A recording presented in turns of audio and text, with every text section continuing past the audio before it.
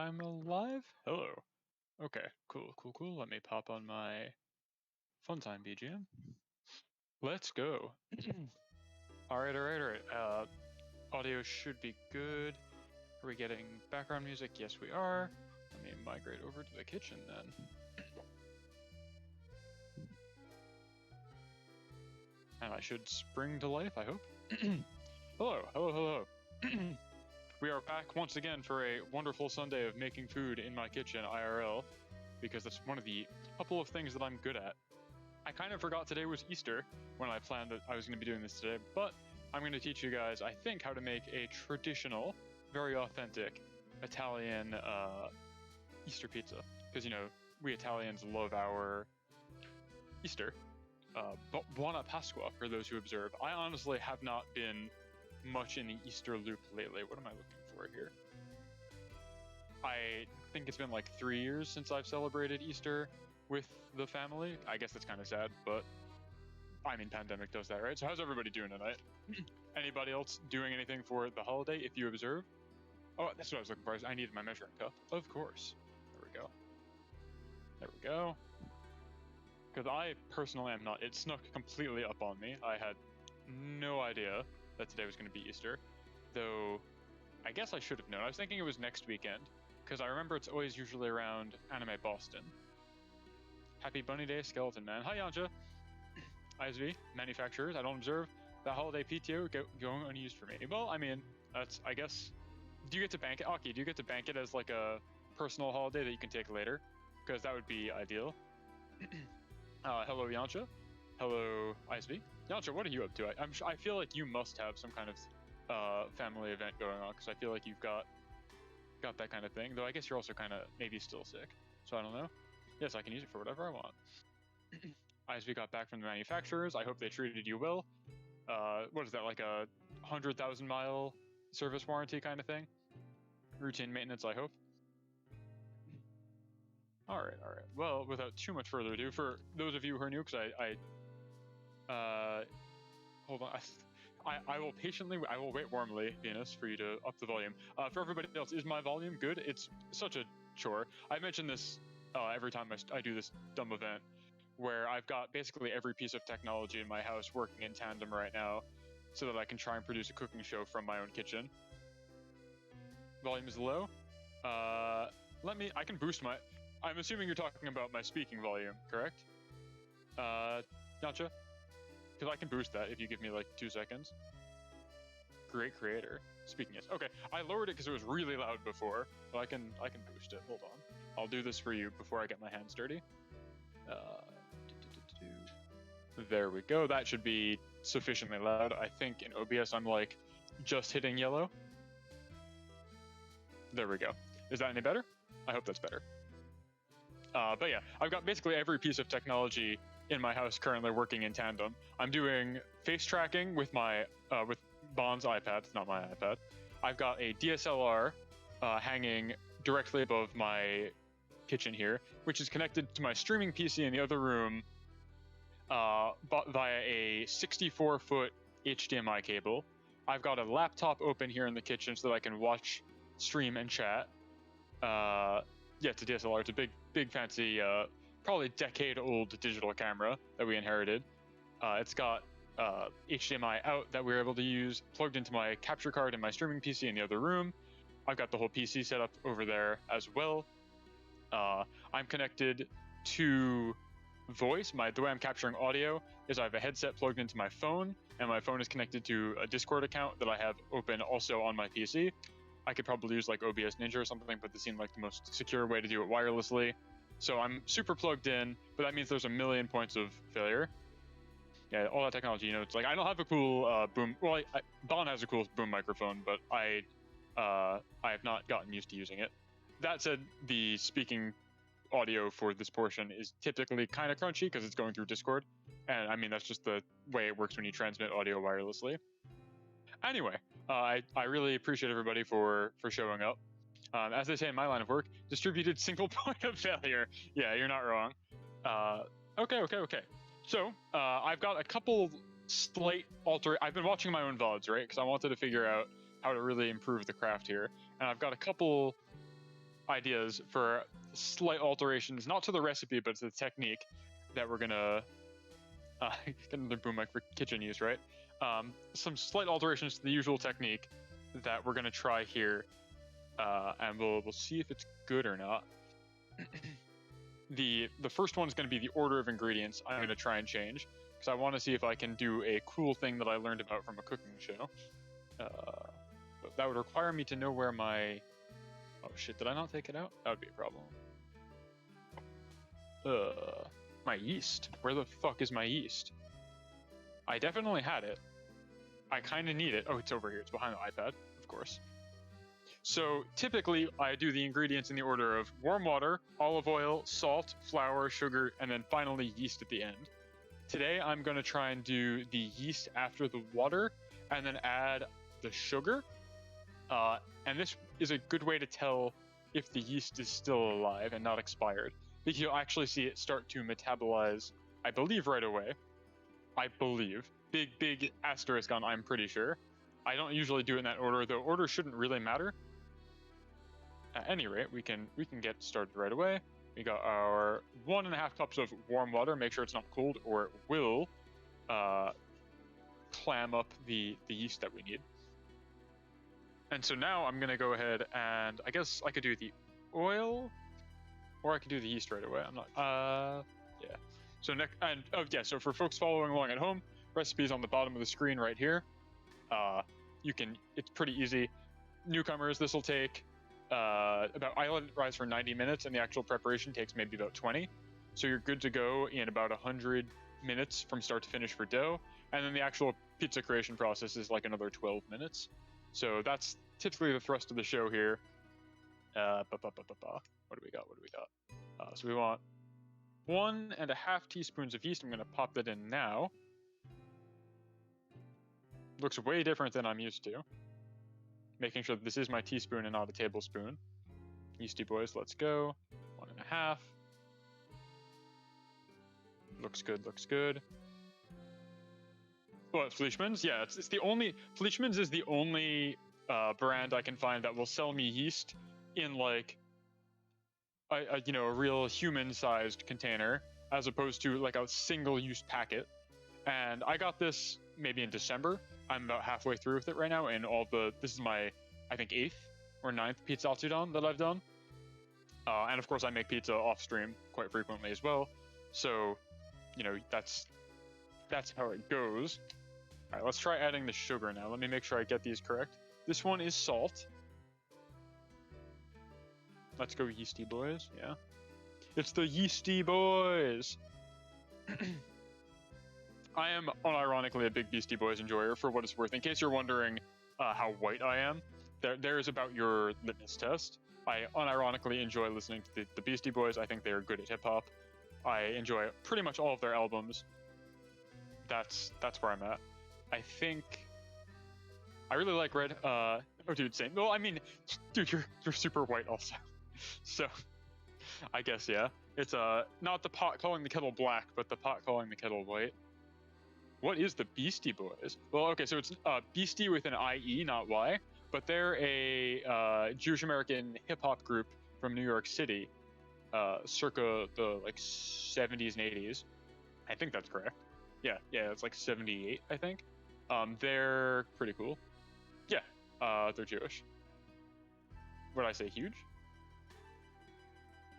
What did I say, huge hip-hop group? I don't remember what I said. The words already got memory hold, but yeah, I think they're very popular. Right, here's the sugar.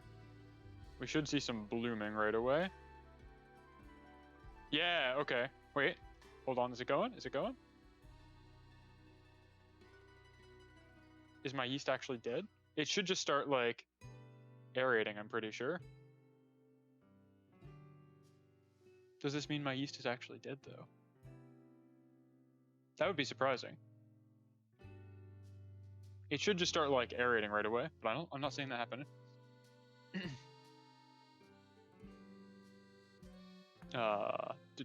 Yeah, anyway, so Beastie Boys, very popular. They did Sabotage, which is in a bunch of commercials and stuff. against their kind of better wishes. Popular song, Fight for Your Right to Party, Yeasty Boys. Bon, what did I do wrong here? These should be aerating, I think, but they're not. Do they need more sugar?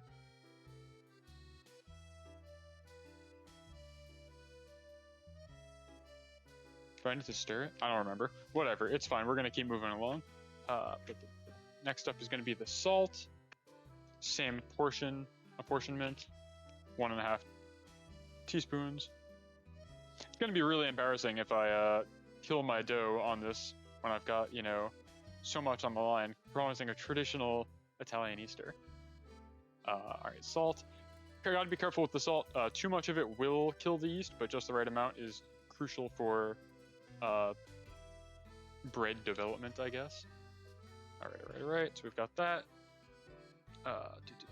Oil, 1.5 tablespoons.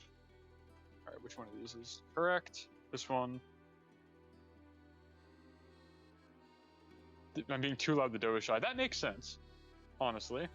Come on, did I fill this up too much? That's a pain.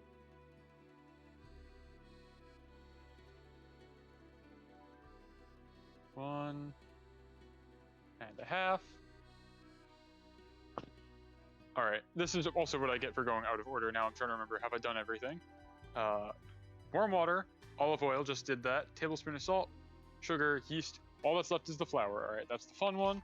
3.5 cups. I should convert this to non-American units someday. I get that complaint a lot from international viewers that they don't know how much a cup is.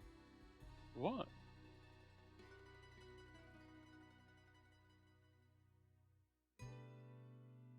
2.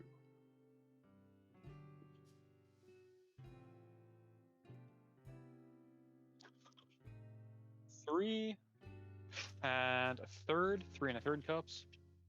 There we go. That's probably good. You're gonna take your wood spoon and you're gonna spin this around. So coming up soon is gonna be one of the first, I guess, differences in technique that I usually have here. Oh wow. Putting in the ingredients in different order. I think this is gonna need way more water, I think. I did not use nearly enough water. Other than changing the order of the ingredients, I wanted to see if I could get my yeast to bloom, but it didn't seem like it really wanted to cooperate. I don't know if I just did something in the incorrect order there or what have you. Not a huge deal. If you get cool blooming yeast at home, let me know in the replies. What's your favorite ice cream? Interesting. I think I'm a big, like, cookies and cream kind of guy, but if you just need, like, a basic flavor, I'm pretty happy with anything as long as it's not, like, mint or pistachio. As long as it's not green, I'm probably on board. Yeah, so if you get dough that is not coalescing to itself, you're just going to keep adding a little bit more water and then a little bit more flour, etc., etc. What does Easter pizza entail? Well, you'll find out.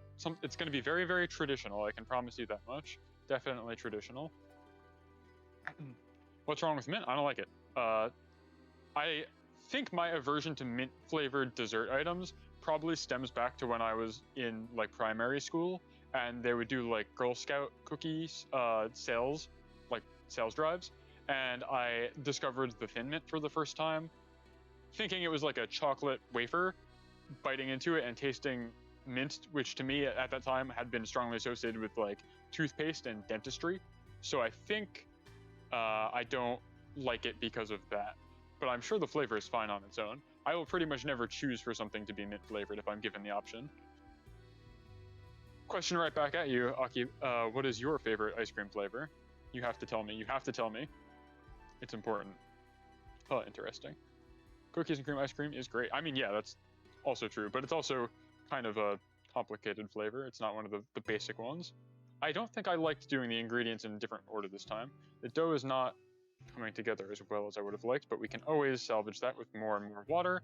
And then if you add too much water, you can simply add more flour until you get a giant monster. Soon though, this is going to be clumped together enough. Basically, you want to make sure that there's no unincorporated flour sitting around in parts of your bowl, because once this is like this, you get to emulate being a bread machine. You ever just eat a mint leaf? I'm not Kirby, but if I were, I would just eat a mint leaf.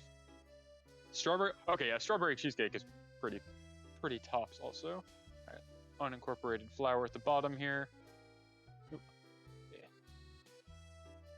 Let's go. So you're gonna want to emulate being a bread machine. Basically, you're gonna need to beat this by hand.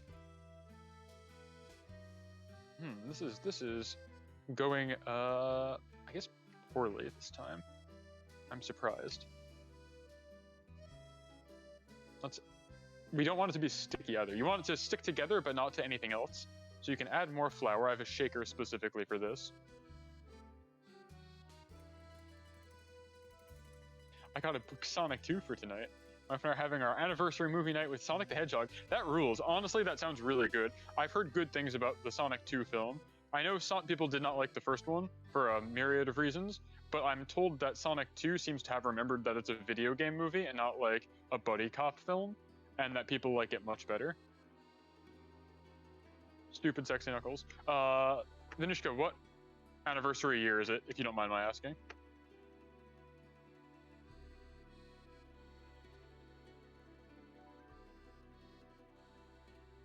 I mean, I'm told it was like funny. It was all right, but it was like not trying to be a video game, which is the problem. Anyway, when I say you're trying to emulate a bread machine, you're gonna basically take the dough and you're just gonna slam it into the bottom of the bowl here. And what I'm gonna do differently this time, usually I will just dating anniversary. It's 2 years of marriage, 11 years of date. That rules. Congratulations. That's really cool. That's a great milestone. I was actually just talking to Bon about anniversaries not too long ago. I forget why. But we basically are losing track of what year it is. That's cool. 3 years in July. All right. Well, you're going to have to do something else. You're going to have to see the Mario movie in July or whatever for your marriage anniversary. That's my ultimatum to you, Vinishka. I remember from the first movie was the intro where they briefly showed Yakuza 0. Well, it is. They got to get that Sega license as best as they can. Once you get Sega to give you stuff, you gotta take it for all you're worth. All right, normies explode. Classic mean. Keep adding flour until it basically won't take anymore, so that way it's not sticky, but it is sticking to itself. And then just keep hitting it into the bottom of your bowl. I'm gonna do this so hard that I'm gonna knock my headset off, but hopefully not knock over the camera. I can't watch the Mario movie after hanging out in the PIZZATSUDAN. Chris Pratt hates Italians too much. You're not wrong, but I'm gonna need somebody to go and do reconnaissance for me, because I'm not gonna be allowed to see it, is the thing. Need more flour. Me? Or you? I think this is probably the appropriate amount of flour. Anyway, so I keep talking about technique differences this time. And after having observed my own VODs and watching a bread machine do its thing, I have come up with the conclusion as to why I think this doesn't typically rise the same when I do it by hand as when I do it by machine. And that is, I leave this in too large of a wad. A machine is very, very good at incorporating this and like balling it up and twisting it and stuff like what I'm doing right here, which is probably a good idea. But if I were to leave it like this, it would become untenable. I would need to, really mess it up, and it would become a giant orb. So what I'm going to do this time, after I finish beating this, is I'm going to slice this in half before it starts rising. Because usually what I'll do is I'll let this rise while I play my dumb video game or whatever, and I will then come back and cut it in half and then try and stretch it out. But then it's already finished rising into a much larger shape. Cutting it in half then makes it very oblong, and I have a very difficult time getting it into an actual circle. And then, I need to optimize my pizza blood. Yeah, exactly. Yeah, so I'm going to keep popping flour on this. Having a shaker like this is a godsend. I highly recommend it. You can fill it up with pretty much whatever you want. But here it's good for just good old purpose flour. Keep feeding this into the bottom. This folds all the pockets out. This will compress like I was gonna say serrations, chasms on the inside. So you're gonna get rid of air bubbles. You're gonna get it all together by doing this. It's kind of like when a bread machine uses its whisk to knead this around. And keep doing this all day. Thank you for the subscription, Akibaki. I can't believe you've paid money for this. You get the exclusive rights to the best emote on twitch.tv, Skeletom118 give pizza. Share that around as you will. It's really good. You can also... Oh, hey, okay. Well, cool. Thank you. That's great. God damn, yeah. Thanks, boss. I appreciate it. God damn. It's an Easter miracle. I appreciate it. But don't feel obligated or nothing. You can get my emotes for free if you redeem a whopping 80 channel points. They're good for 24 hours. So don't feel like you gotta pay me or nothing. I'm not trying to do streaming for a living. I'm just trying to make friends. So yeah, I don't need Bezos money too bad. I really only enabled affiliate because I wanted to have channel point redeems, but that's a lot of church. Yeah, it's gonna keep going. I'm glad I remembered to get the alert box sound integrated this time because I previously had accidentally muted it. I redid OBS so that it would capture every single audio source independently instead of just doing desktop capture. And in the process, I almost made it forget to capture the audio from my alert box. Or rather, I did for one stream, and now I got it back. We are ruining your stream experience with our love. Good news, Vanishka, I added 2 more channel point redeems, by the way, so you can further make a lot of annoying noise for a mere 100 channel points. It should alert you which ones are new. But they're basically the ones that are not, because I didn't get around to giving them custom colors or anything like that. That's one of them. Big fan of that.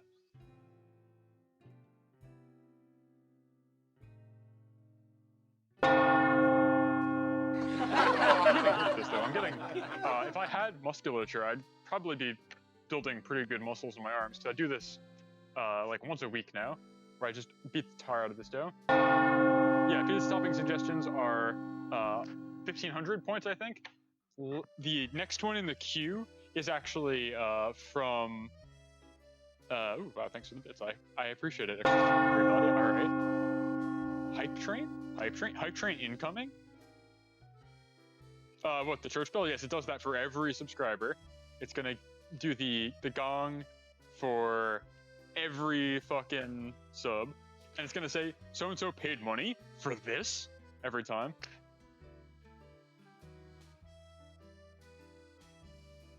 Oh, please don't. Please don't.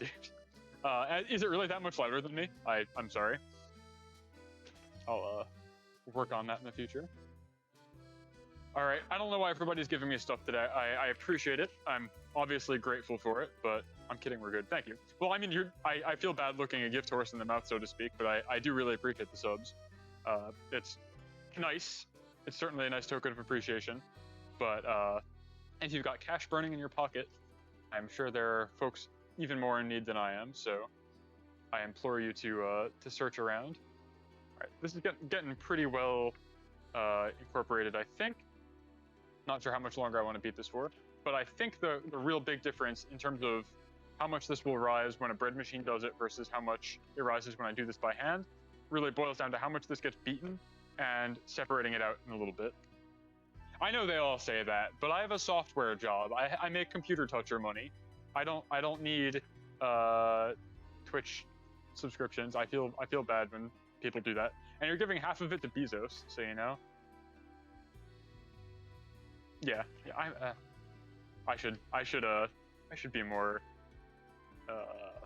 gracious, I guess. But yeah, I make computer toucher money. It's fine. I really didn't even want to enable affiliate, but they won't give you channel points unless you do. And I wanted channel point redeems because I'm an engineer and I want to program dumb shit that I can do with channel points. Anyway, I'm gonna be doing this for a while. LMAO. You're not wrong. It is LMAO. So what's been going on in the week of Skeletom? The week of April, whenever the fuck this week started. Today's what, the 17th? So I guess it was the 10th, 8th, 10th, 11th was Monday. Big exciting week for me personally. So as a bunch of you know, if you come to my programming streams, I maintain a library for building shit in VTube Studio. so that people can make dumb toys that interact with VTubers in whatever way they see fit. I got in pretty early and made a library that lets people build Unity applications, Unity being a very popular game engine, kind of like Unreal. And it will effortlessly connect to VTube Studio, and then you're all set. And you don't have to worry about the technical implementation of doing network connections. And so this week, I think it was this week, I'm pretty sure it was this week. If it wasn't this week, it was definitely since the last time we did pizza together, where there was a large-scale commercial application called vBridger that got released, which I didn't know about until it came out. But apparently it was used in one of the VShojo girls' recent model reveals. I think there was some write-up that the model that she had made to use this application has 1,000 layers and cost $1,500 or $15,000 or something like that, which is numbers that I can't really think about. Anyway, vBridger is a application that will take advanced facial tracking from your iPhone AR kit. I think that's AR kit on iOS, right? And it will do basically better tracking and can pipe that tracking into VTube Studio, which is more generally applicable, et cetera, et cetera. Point of the story is this app comes out, one of my friends pings me and is like, or it doesn't even ping me, sorry, they ping the VTuber channel in the server we're in, they're like, hey, this is kind of cool. And I look at the trailer and I squint real close at it and I'm like, that looks like a Unity UI. It doesn't help a 3D tuber like me yet, that's fair. Anyway, so I squint at this application, I watch the trailer on Steam, and I'm like, this looks like a Unity application. I've seen the UI before, I can tell by the pixels that this is probably made in Unity.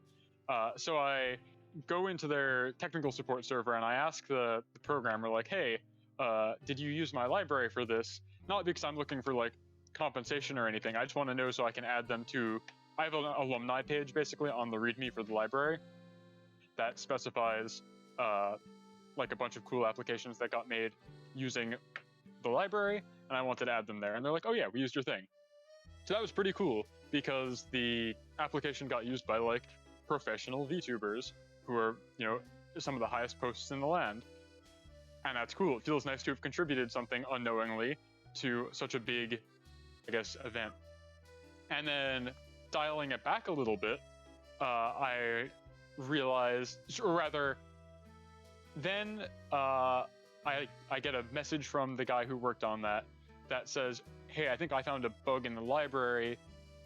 We can't get this application, and there's another application called, if you'll pardon the vernacular, TITS, Twitch Integrated Throwing System, which I'm sure you've seen people use.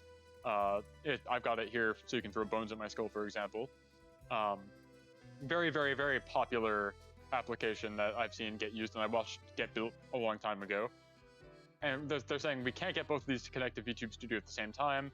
We're not really sure what to do. And this illuminated a bug in my library. Skeletom is the goat. Thank you, Yamcha. I'm actually a human, not a goat. I don't think I actually know any goat tubers, but yeah. So it illuminated an issue in my library. I was able to fix it same day and get to the guy. And this revealed to me that TITS, the Twitch Integrated Throwing System library, or application, also used my library, and I didn't know it, and it's been out for half a year or whatever. So two really, really big popular commercial VTuber applications ended up being built by code that I'd written. Thank you. Twitch Integrated, yeah, system, something else. Yeah, it's this, where you get to help me with shit, and it makes my model react and plays a nice noise. Yeah. So I was over the moon to find out that this library that I'd been working on actually got used by stuff that people use in their day-to-day. And kind of heretofore, I thought that the heart rate plugin that I was building was going to be its big breakout and probably the only real major use of my library outside of dumb little I shouldn't say dumb, but novelty toys. But I'm very, very happy. Yeah, I'm sure these are the most standard, right? This is the American measuring cup. Okay, so I was talking while doing this. I mentioned I wanted to cut this in half ahead of time. Code and entertainment. Thank you. I mean, the thing is, because I only write middleware and don't actually build the things I'm not the last person to build the thing. I'm not the guy on the final step. I don't have like an accreditation or anything anywhere, so I know that I'm doing things that make me happy in my heart, but you'll not see my name anywhere. But I have all the receipts if people ever doubt that I am doing what I'm claiming to do here. Okay, so the change in procedure here is I'm going to cut the dough in half now, and I'm going to try and ball it up, and we're going to put it in 2 separate containers to rise separately now. We're going to oil up the container, and you're basically going to roll the dough into a nice ball, approximate ball, getting the oil, using it to oil the lining of the container, and getting oil all over it at the same time. Hopefully this will let me spin these out a little bit easier in the future when I let these sit for like 90 or so minutes. Unironically going to get into an exclusive club one day by saying I know the guy who wrote the VTS Unity plugin. All right, try it. Let me know how it goes. Middleware is literally backbone, yeah. I mean, that's why I put it together, right? Because when I saw that the VTube Studio was going to have an API come together, I didn't have an immediately brilliant idea for like, here's a niche that we could easily serve, and here's how I should put it together and, give people what they want. But I realized that I could probably offload the part of being creative to other people, because I didn't have a good idea of my own at the time, and that seems to have panned out. So I'm happy to see people using it.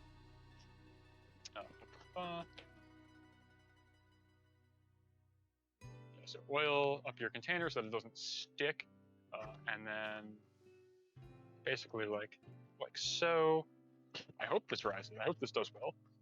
I hope I beat this an appropriate amount. I think it looks good. It looks better than I usually beat it, so we're good. Because pan, because bread, yeah. The speed tree of life 2D. Yeah. Yeah, so we're gonna leave these, I guess, like so. That's not too much oil, it's probably fine. If I put the lid on this, will you be able to still see through it? Oh yeah, also in the backdrop here, you definitely can't hear it because I'm only using the headset microphone and not the boom microphone. Right before I started streaming, Bon decided that she was going to dehydrate some mushrooms, and so is using our air fryer set to 2 hours, and it is like right next to my head. It's extremely, extremely close to where I am right now. Fortunately, you can't hear it. The whole kitchen smells like mushrooms right now, which is, I guess, exciting if you like mushrooms. But in doing that, I was buzzing around like a bee trying to get my whole kitchen set up and wired so that I could do a stream. And I'm like 4 minutes before I'm ready to go live, and I panic because the DSLR is no longer running to my capture card. And I'm like, okay, did I unplug something? Did I break the capture card? Is the adapter for the HDMI cable broken? Is the HDMI cable broken? Is the capture card broken? Is OBS having a bad time? Did a driver crash? What's going wrong here? And I look over at Bon, and Bon's like, oh yeah, the camera's probably off. And I ask her, well, why would it be off? Just because I unplugged it.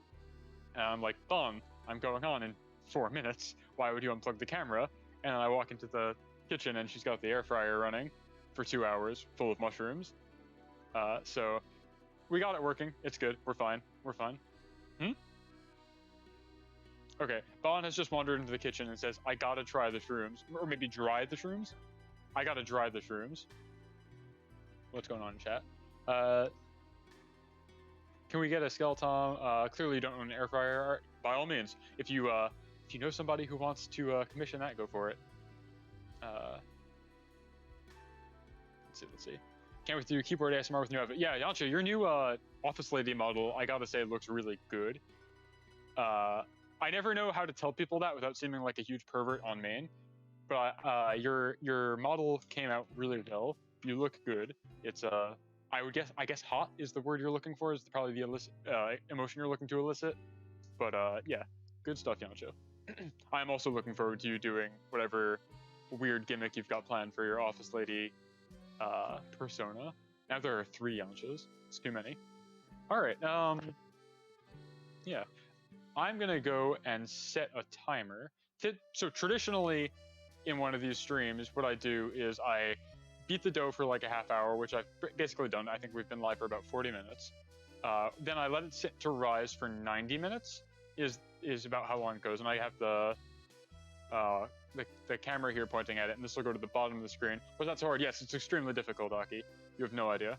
I usually have like a little window at the bottom of the screen so we can watch it rise, and I go to play a dumb video game. Like last time, I played Sonic R and Sonic the Fighters, which are objectively not very good games.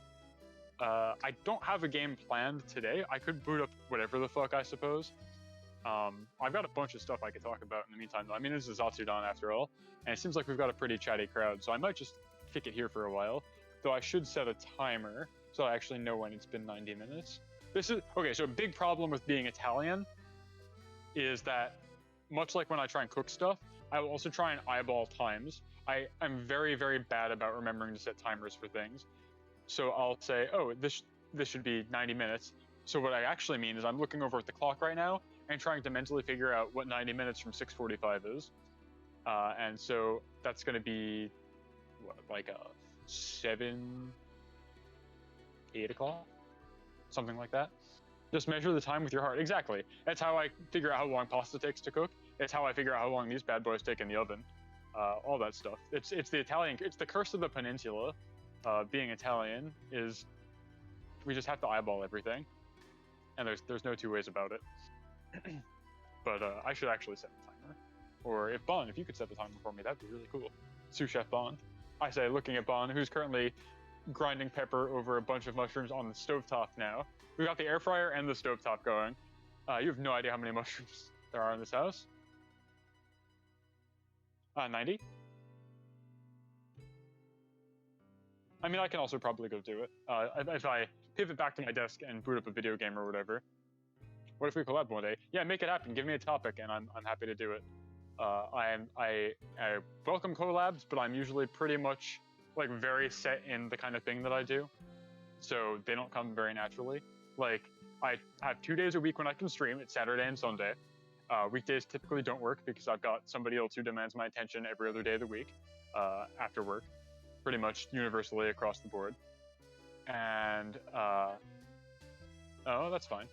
That's fine. An hour's fine. That's cool. It's fine. It's fine. Sorry, Paula was saying her timer can only go up to an hour.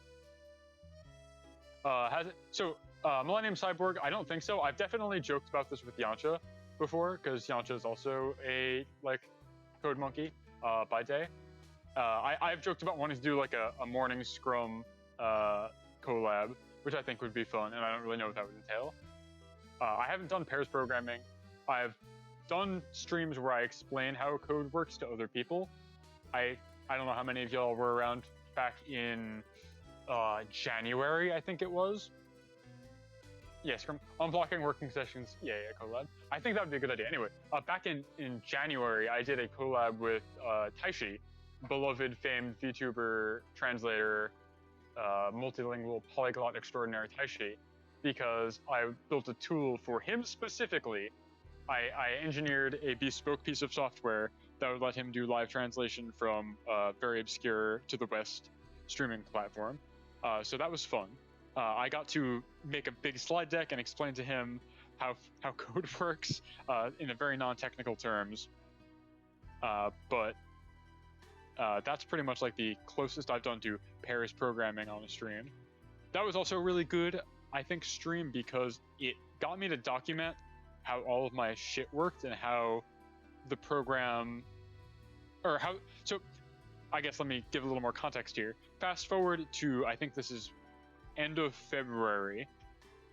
We did the collab in January. End of February, the website that I built this tool to interact with, suddenly I cannot talk to them anymore. The bot doesn't get notifications that streams are happening.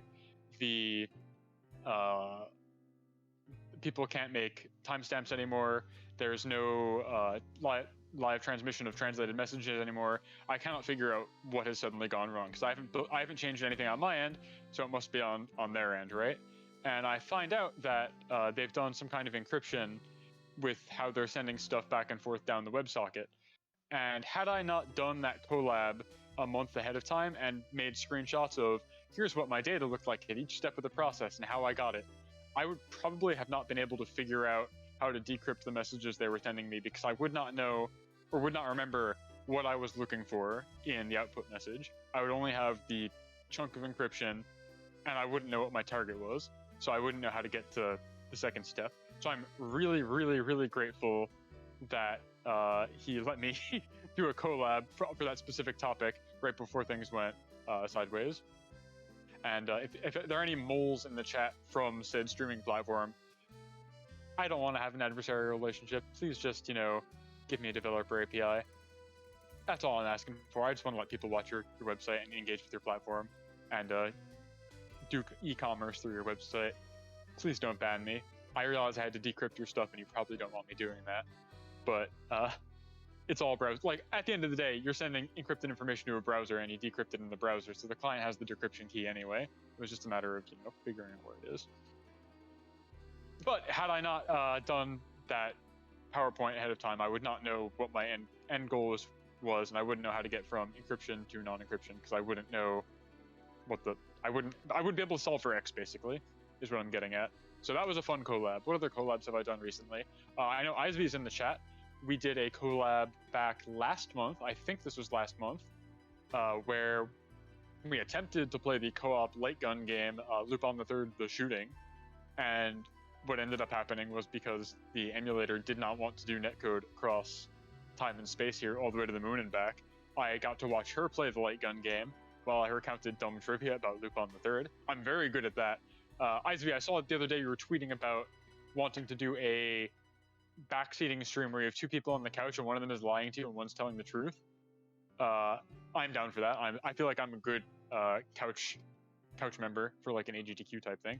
Let's collab, Yancha. Yes, I'm always saying this. Yancha. I don't know what it would be, but I'm always down. This goes back to what I was talking about at the beginning, where I'm I'm unfortunately very rigid in my mannerisms. Here are some fine mushrooms that Bond has prepared. I'm not sure why. Oh, okay. Well, we've got a while for that. Bond just did a very exaggerated Italian gesture at me and said, "It's at the toppings." We'll see. I don't know. That's probably fine. Okay. Yeah, so I have 2 days a week I can stream, Saturday and Sunday, and I cannot do weekdays. The only weekday that would have been good is Monday, and that goes to Bond. Okay, mushrooms work now, Bond. Okay, you're good. And I am good at 2 things and 2 things only. I'm good at programming, and I am good at this. And me being good at this is debatable. So I'm good at 1 thing and kind of good at 2 things, getting better at the second thing. So I don't know what the collab would be. Like, my skill sets are not super well aligned with other VTubers. Like, not just talking about Gundam Evolution. I am very bad at that game, and I don't think I have fun playing it. Like, shooters, I am not acclimated to them. I can't think quickly enough for that kind of content. As long as you don't make candy corn pizza, you will remain good. All right, I'll keep that in mind. Put a pin in that, I suppose. Yeah, but I really enjoyed watching, I enjoyed watching you play with Char and Bon and Mari. That was a lot of fun, and I think watching your point of view for a game like that, where you have a lot of like actual competitive experience in the genre, was good for me to understand better how to play, because I learned things like, where should I be looking? What do movement patterns look like? How does somebody shot call? Things like that. So I'm happy to see that, and I really like the collab. And I'm mostly really happy that you're treating Bond so nicely, because she deserves a lot of friends as well. It was heartening to see. Heartening is the phrase I would use to describe what's going on over there. But as for me, I don't think I like Gun Evo very much. I liked Overwatch a little bit, just a tiny bit, because I was a good Zenyatta player, because I could aim precisely and I had good awareness of when I need to help people. But there's not really an equivalent in Gun Evo yet. I want to make a girl boss team so bad, yeah. So you need about 2 more girl bosses. Friendship and guns, yeah. Yeah, it's a 6-player game, right? So you need 2 more girl bosses. I'll let you know if I know any, or if I can think of any. You might have to stick with Tummy, who's not really a girl, but he might be a boss. I keep saying interjection words. Yeah, so I'm always open for collabs. Is the thrust of what I'm trying to talk about here.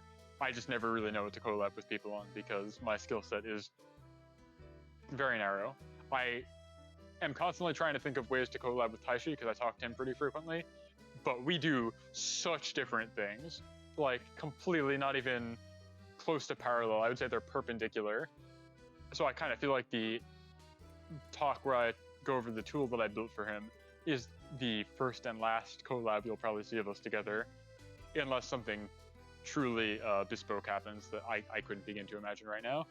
Unless, you know, I get to teach him how to cook or something like that. Or he teaches me steno. He might be able to do that because he's getting really good. Italian teal stream when, yeah.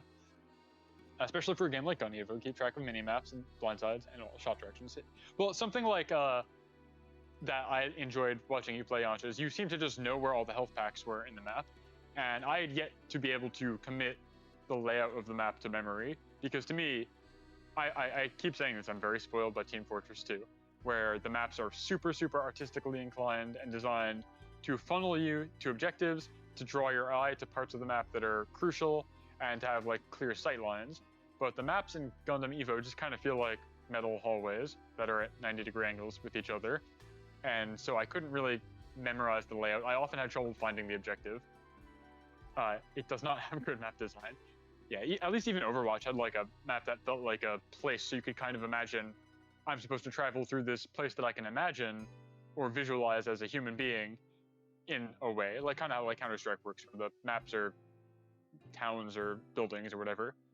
But Gun Evo, they're just these giant metal hangers, and I didn't really click with that. I'm watching TF2 Highlander and saw this really cool new payload map called Vigil. I feel like I've probably seen it because I used to be pretty plugged into the scene where people would make maps. Tell me about Vigil, though, if you want. I'm always interested to hear that game still has life in it.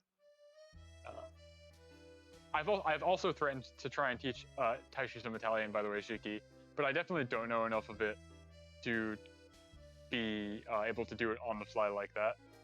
So yeah. It's another thing. I need to improve my skills there. Really, I'd like him to be able to teach me Chinese, but I'm sure he doesn't have time for that. And I'm sure I wouldn't retain anything he taught me in the collab. I had tried for over a year to retain any amount of Mandarin, and just in one ear, out the other. Does not stick. I'm too old for this. My brain is ossified into a rock. It's not retaining new information at all. So be it. So be it. Hold on, I gotta get something to drink or I'm gonna dry out even more than I already am.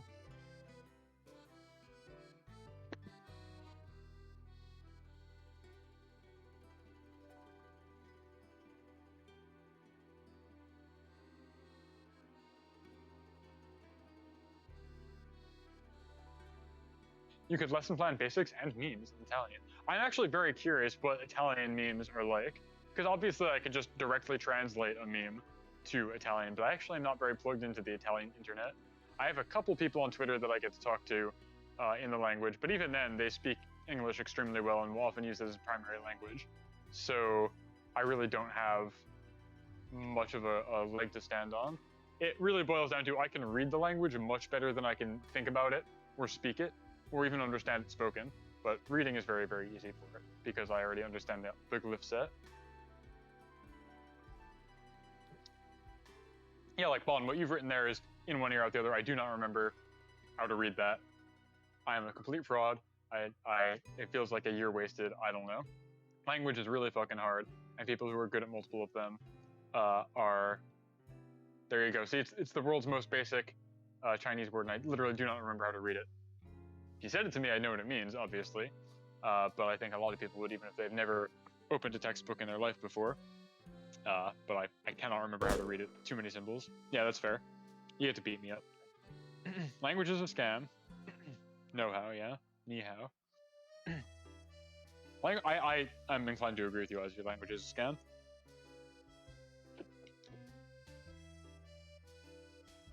What else has been going on in the world of Skeletom? Also, like, I guess before I continue to prattle on about my life or whatever's going on in the world of VTubing, are people cool with that, my beloved viewers? Because I know usually on these streams I will pivot over to a video game for some amount of time. And I'm not sure if that's like a good format or a okay format that people tolerate because I have such a glowing personality and they just love hanging out with me, or what have you. You're gaming at the moment. Well, that's good. Are you winning? How are you offlane? Are you winning, Gate? Are you ganking the enemy team, or is your team running it down mid lane? I know exactly what you're playing, of course. You're definitely playing Dota. And now you're going to tell me you're not playing Dota, and I'm going to look like an idiot. Witch Doctor 5? Alright, that's fine. Good luck, it's a fun hero. So speaking of being able to understand each other without speaking, Aki, I think that's what Gate and I are doing right now, because he is my battle brother in this great video game called Dota 2. I have been playing Dota with Gate for, I think, 11 years now, which is kind of fucked up to say out loud. When that thought becomes speech, it sounds really messed up to say. But I've been playing Dota 2 pretty consistently with this guy for like 11 years, which is probably some form of derangement, but it's fun. So when he says WD5, I'm not like, oh, does he mean WD-40, the like joint lubricant? He means I'm playing Witch Doctor in the 5 position, which is to say I do not acquire gold. I'm the lowest on the totem pole for getting gold in this game. Shared battle scars, parentheses, brain damage. Yeah. You're not wrong. You're not wrong. Yeah, I mean, I'm not saying it's bad or anything. I'm just saying it's a form of derangement. Derangement, affectionate, of course. Yeah. I mean, I've definitely said this before. Aki, to bring it back to, I guess, you, I would definitely describe how much Kason loves Ark as a form of derangement, and I mean that with all the love in my heart. That game is like not particularly good, at least to me. It's like very much a Kusoge in the survival horror, not survival horror, survival genre, survival crafting genre, and the way that she just adores every aspect of it, I truly admire and respect, and I feel the same way about Dota. And I would absolutely describe it as a mild form of derangement, with all the love in my heart. It is what it is. I call it like I see it. That's just how it is and how it's going to be. Are these rising? I can't tell. I'll have to consult the video later to see if these are actually rising. Do I know what a Tatsumachi is? No. You can tell me, and I'll pretend to understand. I'm very good at pretending to understand things. But you can try and explain it right now.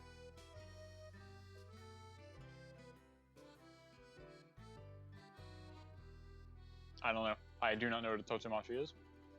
I'm probably the only person in this room that doesn't, if I had to guess, because I think everybody, oh, Gate probably doesn't. Call and stream. Okay.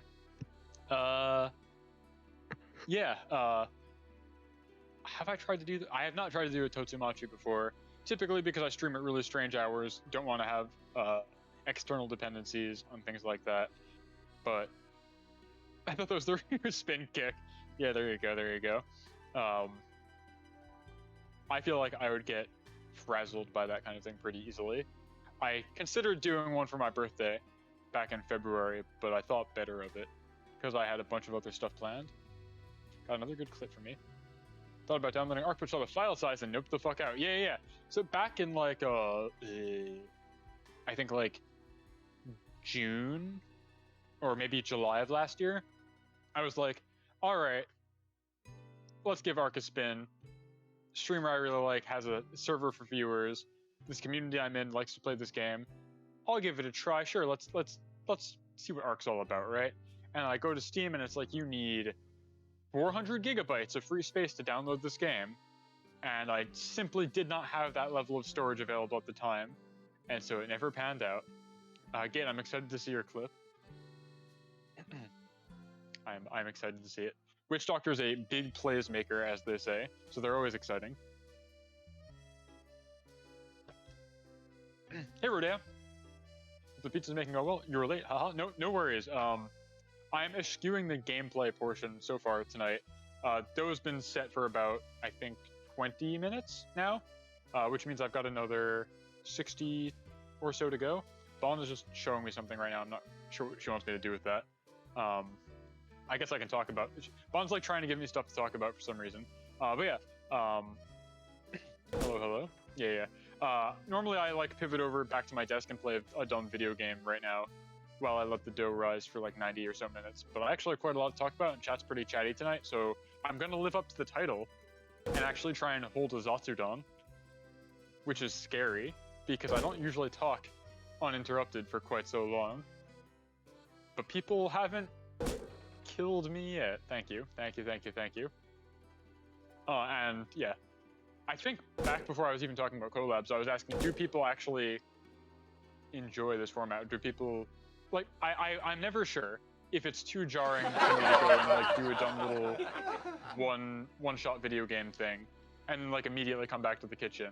Back when I started these, I was gonna try and do like a let's play along with the pizza thing, but that was, I think, a poor idea because it meant that I was playing 90 minutes of a game twice a month. Which meant I would never finish the game. So the first game I tried was Everywhere Road Trip, which you can see the VODs for on my YouTube channel.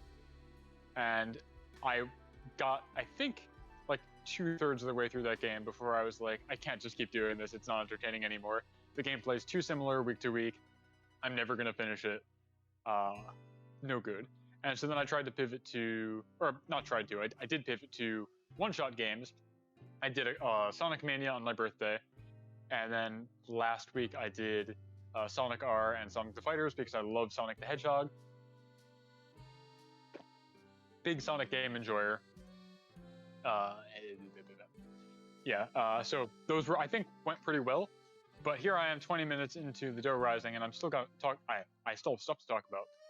So it might just be an actual Zatsudan. This might be a genuine just chatting stream. I should watch the Sonic movies. I don't want to go to a theater is the problem. I simply have no desire to go to a movie theater. So when they are available, I'm sure the first one's already available on some kind of home streaming. When the second one comes out, I will be happy to watch it. Yeah, gang is all here. We've got Maciel and we've got Akibaki.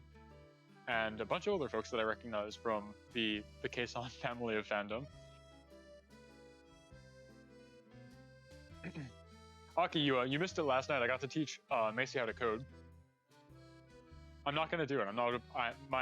My Discord comms are closed right now. It's a closed wave radio. I'm not letting you hijack into my mind, Aki. Not today. Not unplanned. I appreciate the forwardness, and I'll consider it for the future, but it's not happening right now. Not today.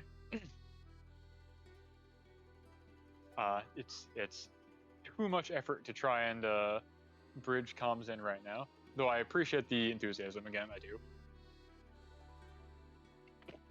No problem, Tom, says Aki as he storms out of the chat.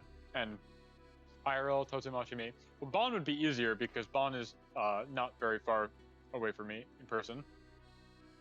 The circle board looks cool. What, like the map that I have? The target? This thing? Is that what you're talking about? I've got my bullseye, so I know how to make pizza of various sizes. It has imperial measurements on it. Yeah, it's true. Bon has the distinction of being able to Tatsumaki by force, which is pretty cool. Oh, thank you, Dea. Yeah, this ties back to me not being a very creative person. My model is very much just, what if I didn't have skin? So this is how I dress, and isn't so much me dressing up to do a show as it is, this is how I was dressing anyway. I don't usually have the latex gloves though, but I am dealing with a lot of oil and flour and other sticky things, so you know. Out of curiosity, any suggestions on how to prepare chicken as a pizza topping? I've never done that before. I wouldn't think it's much different than any other way, but I've actually never made my own chicken to put on pizza. So art style being distinct. Hey Bon, can I get a shout out to Bon Bombs real quick? Can you pop that in the chat real quick? Because my artist Bon Bombs is a very talented illustrator. There we go. Last Unique Kitchen in Gundam Evolution.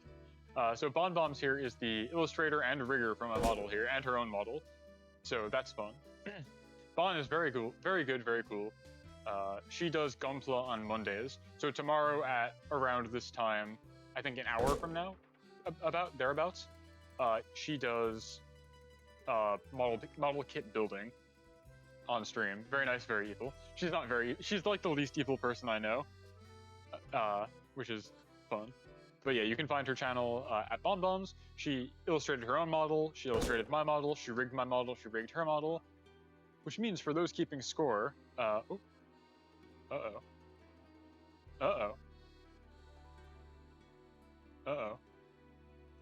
I don't know if I'm still alive. I don't know if people can still hear me. I think I'm not live anymore. I think our net just went out.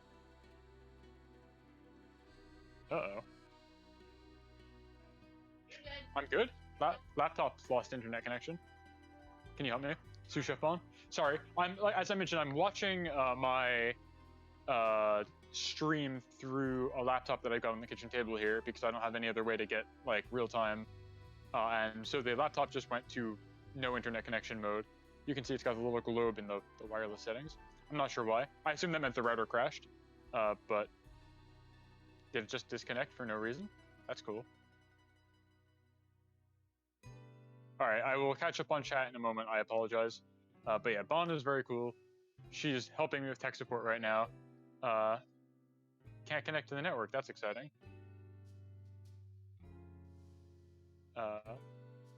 Bon is getting a second laptop. She's truly the hero. I'd be lost without sous chef Bon.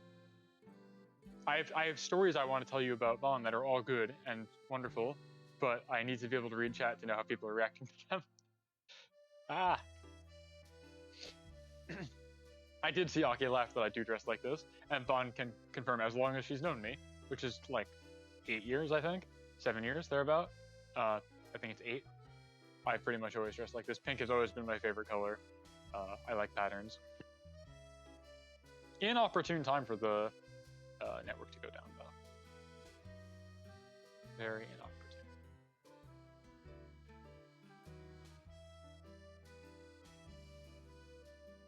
What's up, dude? Any luck?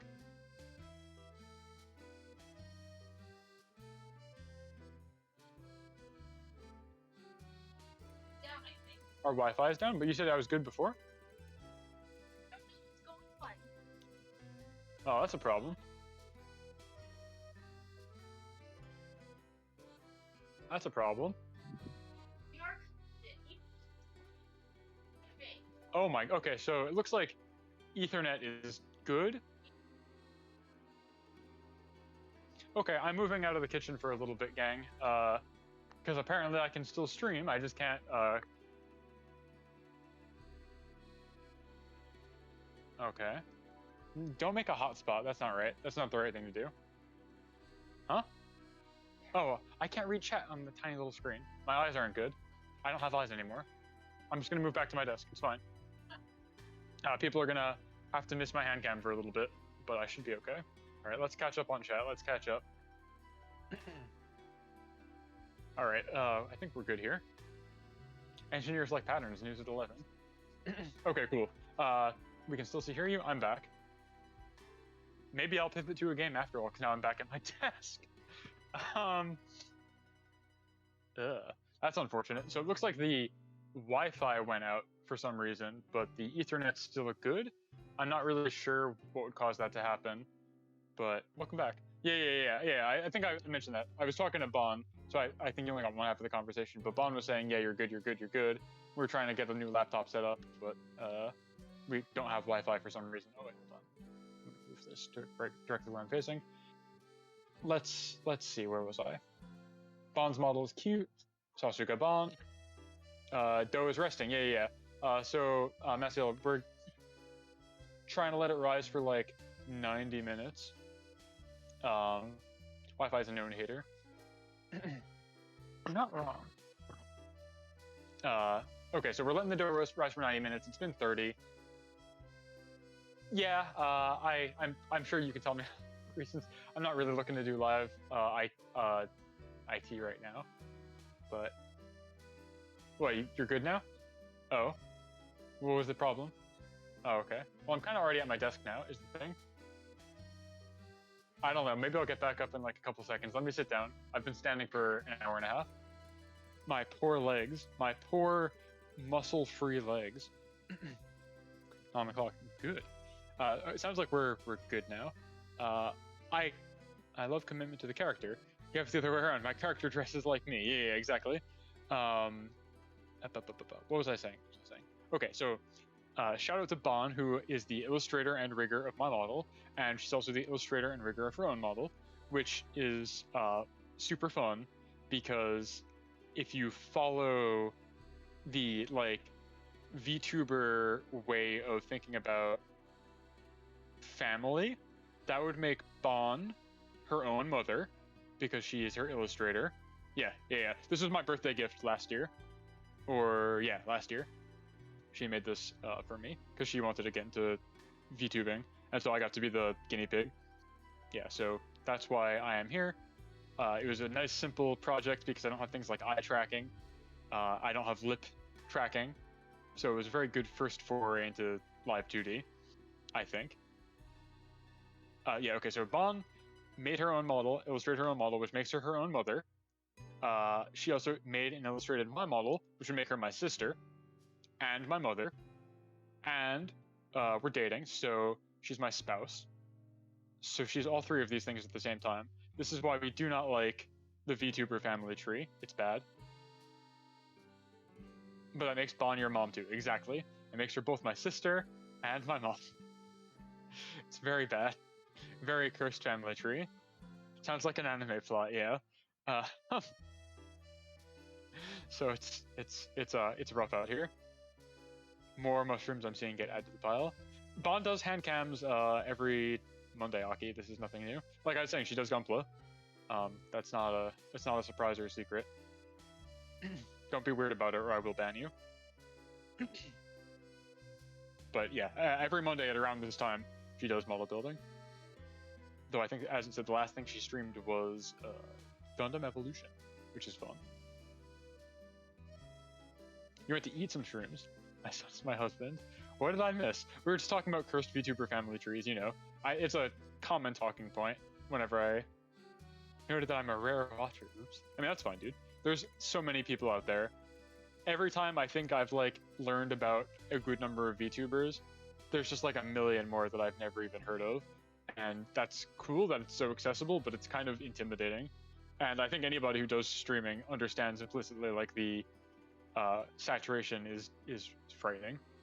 So you gotta stick to what is in your heart and do what you want to do, not what you think will make you popular, I think. That's my philosophy. But again, this all ties back to like what I was saying before, where I was like, oh, you don't have to pay me or anything. I've got my fancy computer toucher job where I write code all day and get paid way too much for it. If I had to do this for a living, I can absolutely understand why people would do whatever it takes to be popular, regardless if they're having fun or not, if they thought this was their calling or their marketable skill. So it's rough. It was 0 views for like a month. Yeah. I think it was even Kason. Again, I will refer back to her because she's a big inspiration for a lot of the stuff I do. I think she said in order to be a good streamer, you have to be good at talking to a wall, right? Because you need to be prepared to just keep the conversation going even if nobody's talking back to you. And I'm very blessed tonight that I've got a very chatty audience, and I have a lot of people actually to talk to, which makes me very happy. But typically speaking, you got to just learn how to talk to a wall, and yes and with a wall, and do improv with a wall, because you never know who's going to show up or who's going to not show up. So, you know, food for thought, things to think about. Should I move back? I should move back to the kitchen so you can all see me gesticulate. I'm flinging my hands around wildly as I talk here because I'm Italian. I really want hand tracking for my model, but it's hard to do. I think that would be the next frontier, the next trick here for little Skeletom. Shroom's ability to talk is crazy. I would die. Well, that ship has already sailed for me, so one less thing to worry about.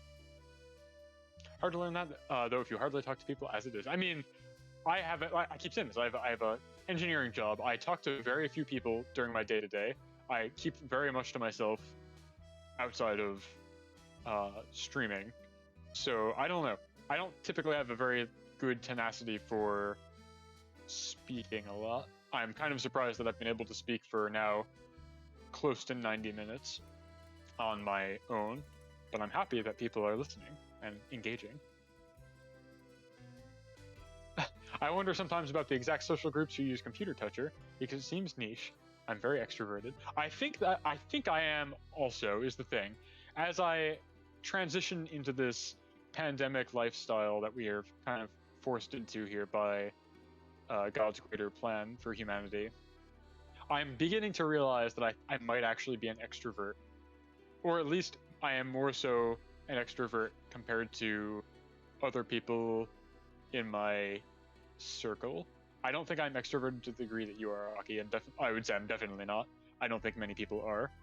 But compared to like Bon and a lot of the other people that I engage with on the day-to-day, I think I am way more inclined to be talkative than they are. I don't know.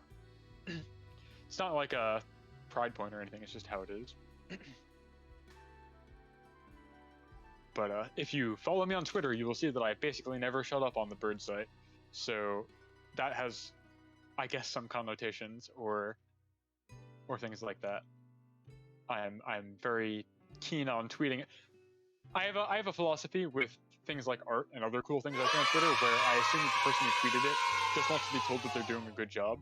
And so I will reply to every nice piece of art that I see with like, wow, I like this, even if it's a completely pithy throwaway comment that doesn't add any kind of constructive feedback or anything new.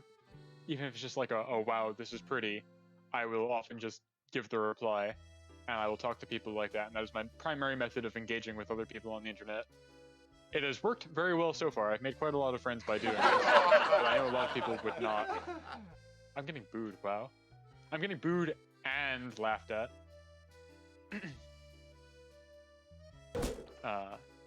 I'm not sure who to believe. Yamcha thinks it's funny, Nana hates me for it, and I got hit in the head by Bon. So I'm gonna say it's a net negative. People don't like that I'm a reply guy online, but yeah. That's approximately where I'm at. I don't know. Y'all are my friends. You can attest if you think I'm a weird extrovert or a normal extrovert or actually just an introvert pretending to be an extrovert. I would never hate based skeleton streamer. Okay. Well, you booed me, so I can only interpret that one way. I don't know how else to interpret that. Bon, how much time is left on your little timer, by the way? 23 minutes? Okay. Cool. Hold on, I'm gonna window. Let's make a timer. Let's transition this over to the timer here. So if you've got 23 minutes left, I think that means that I have actually a whole hour left on the timer. So let's do this live. Let's go to my capture groups here. Can I show the timer? Does that work? Nope, okay, I don't think that's gonna work. Yeah, okay. Never mind, forget all that. There we go. I'll just have to commit that memory. I started a timer on my end though, so you can turn yours off. I was gonna show it on stream, but it doesn't seem to want to capture. And actually, hold on, let me. No, actually, it's fine. Kind of scuffed. That's fine. I think the dough is becoming larger. It looks a little bit bigger. The one on the left, I think. Ideally, you'd want to let your dough rise for like a whole day, put it in the refrigerator right away. But my primary, Aki, I'll read your wall of text in a minute. My primary goal with PIZZATSUDAN has been trying to, one, get really good at this myself, and two, show people that you can make this meal like start to finish in 2 hours approximately. So I don't usually like having and here's what I made yesterday, and bring it out of the refrigerator. I want to show people the whole process start to finish in one continuous motion. All right, Aki says, you're pretty extroverted here. The dynamic of social interaction has changed over the course of the past 20 years with the mediums of communication changing from IRL to online. People mistake themselves for being introverted IMO because they're comparing themselves to club goers or whatever. Just my opinion though. I think I am inclined to agree with that opinion. That sounds like a level-headed assessment of the situation. And I think that's the metric by which I'm measuring myself as well. So, yeah, good points all around.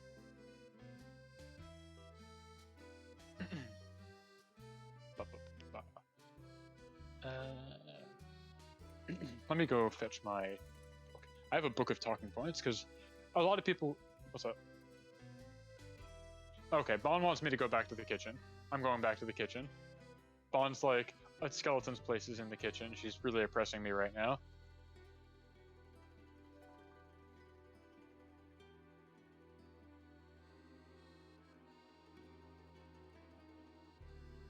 Hold on, I'll be right there. Yeah, I think a problem a lot of people, or not problem, I think a misconception a lot of folks have about streaming is that it's all improvisational, especially Zatsudan's like this. The more that I've watched people that I like think are very good at talking about this kind of stuff, there we go, should be all set. The more that I've watched people who are very good at this kind of thing, the more I'm almost positive that they prepare a list of talking points ahead of time, because I would not believe that they're able to come up with all this stuff off the dome. Maybe they can, but strawberry cheesecake is amazing. What do I got in the refrigerator? Actually, Hockey is this your card? Real quick, I've stolen your ice cream, I think. Oh wait, hold on. There we go. Is this your card? I've yoinked it from your zone to my zone. Ben & Jerry's strawberry cheesecake. It's right here. Gummy bears. That's a lot of sugar, dude. That's a bit much, I think. But yeah. I'm also a big strawberry cheesecake enjoyer. It's a good flavor. Yum. Anyway, yeah, so I don't think Zatsudans can be improvisational. I definitely wouldn't be able to. Americone Dream is also really good. I gotta give it to you. What do I have listed for today? So I was talking earlier about how people are using my middleware. Makes me very happy. I'm talking all about my new dough tech. Okay, Bond's coming here to force me to do what she made me go into the kitchen for. Bond got a box of Asian snacks. What do you want me to say? But I feel like you want to talk about these more than I do. Okay, Bond got a box of Asian snacks in the mail the other day, and among them were these. So I guess I'm going to compare how these taste to actual pizza. I can't imagine they're good. On special appearance.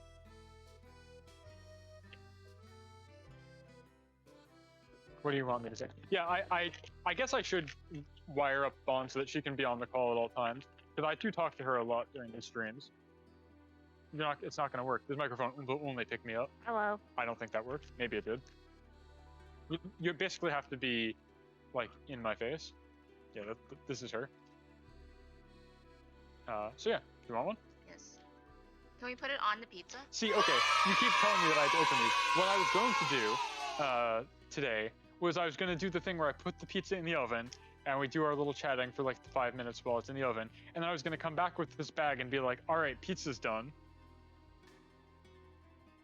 I'm sorry. I just wanted a snack. That's fine. These are pretty good. They don't taste anything like pizza. They kind of like barbecue chips. Yeah. These taste like barbecue chips. Always wanted to get a Japanese candy box. Bon, anything else cool in this box that's worth showing off?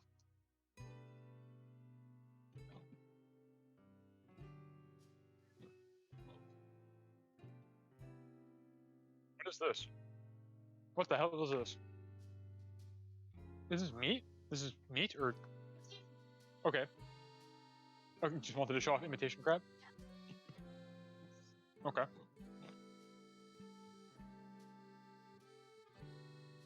Corn snacks. Okay. I make these. Hmm? It's like That's like checks. Okay.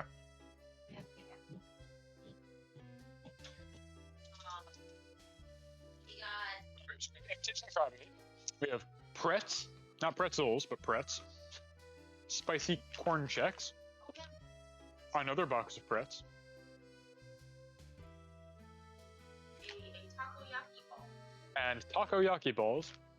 So not much in the way of candy, but this is what came. Oh, okay, these are good. Get this shit out of here.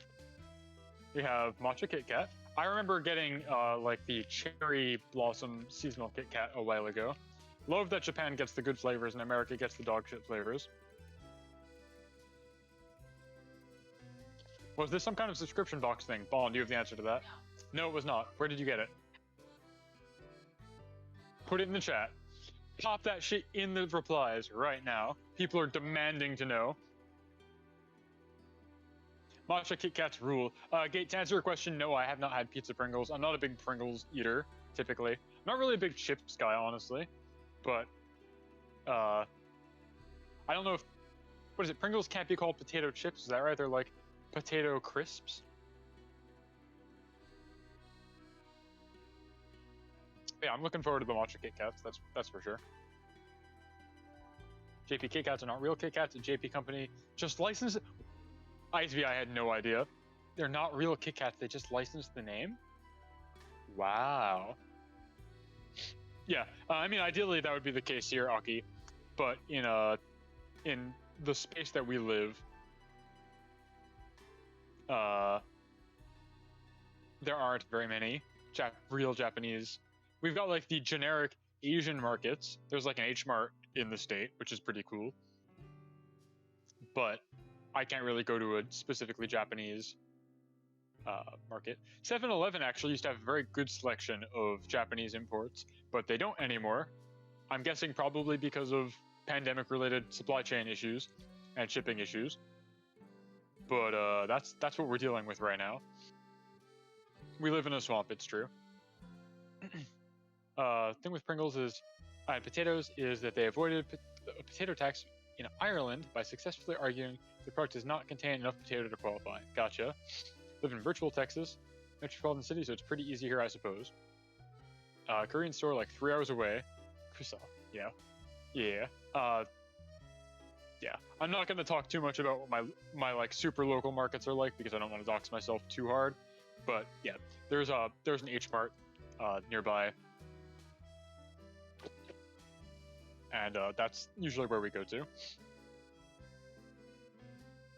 One of them reached out to the Kit Kat company, and the spokesperson was like, yeah, I can't get you any of those.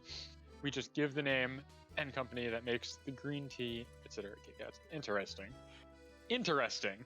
I would never have guessed that that's a thing you could do, because I would have assumed that the Kit Kat brand is so highly revered that they would hold on to it tighter than anything in the world. But I guess that's not how it works out. Oh well. Oh well, oh well, oh well.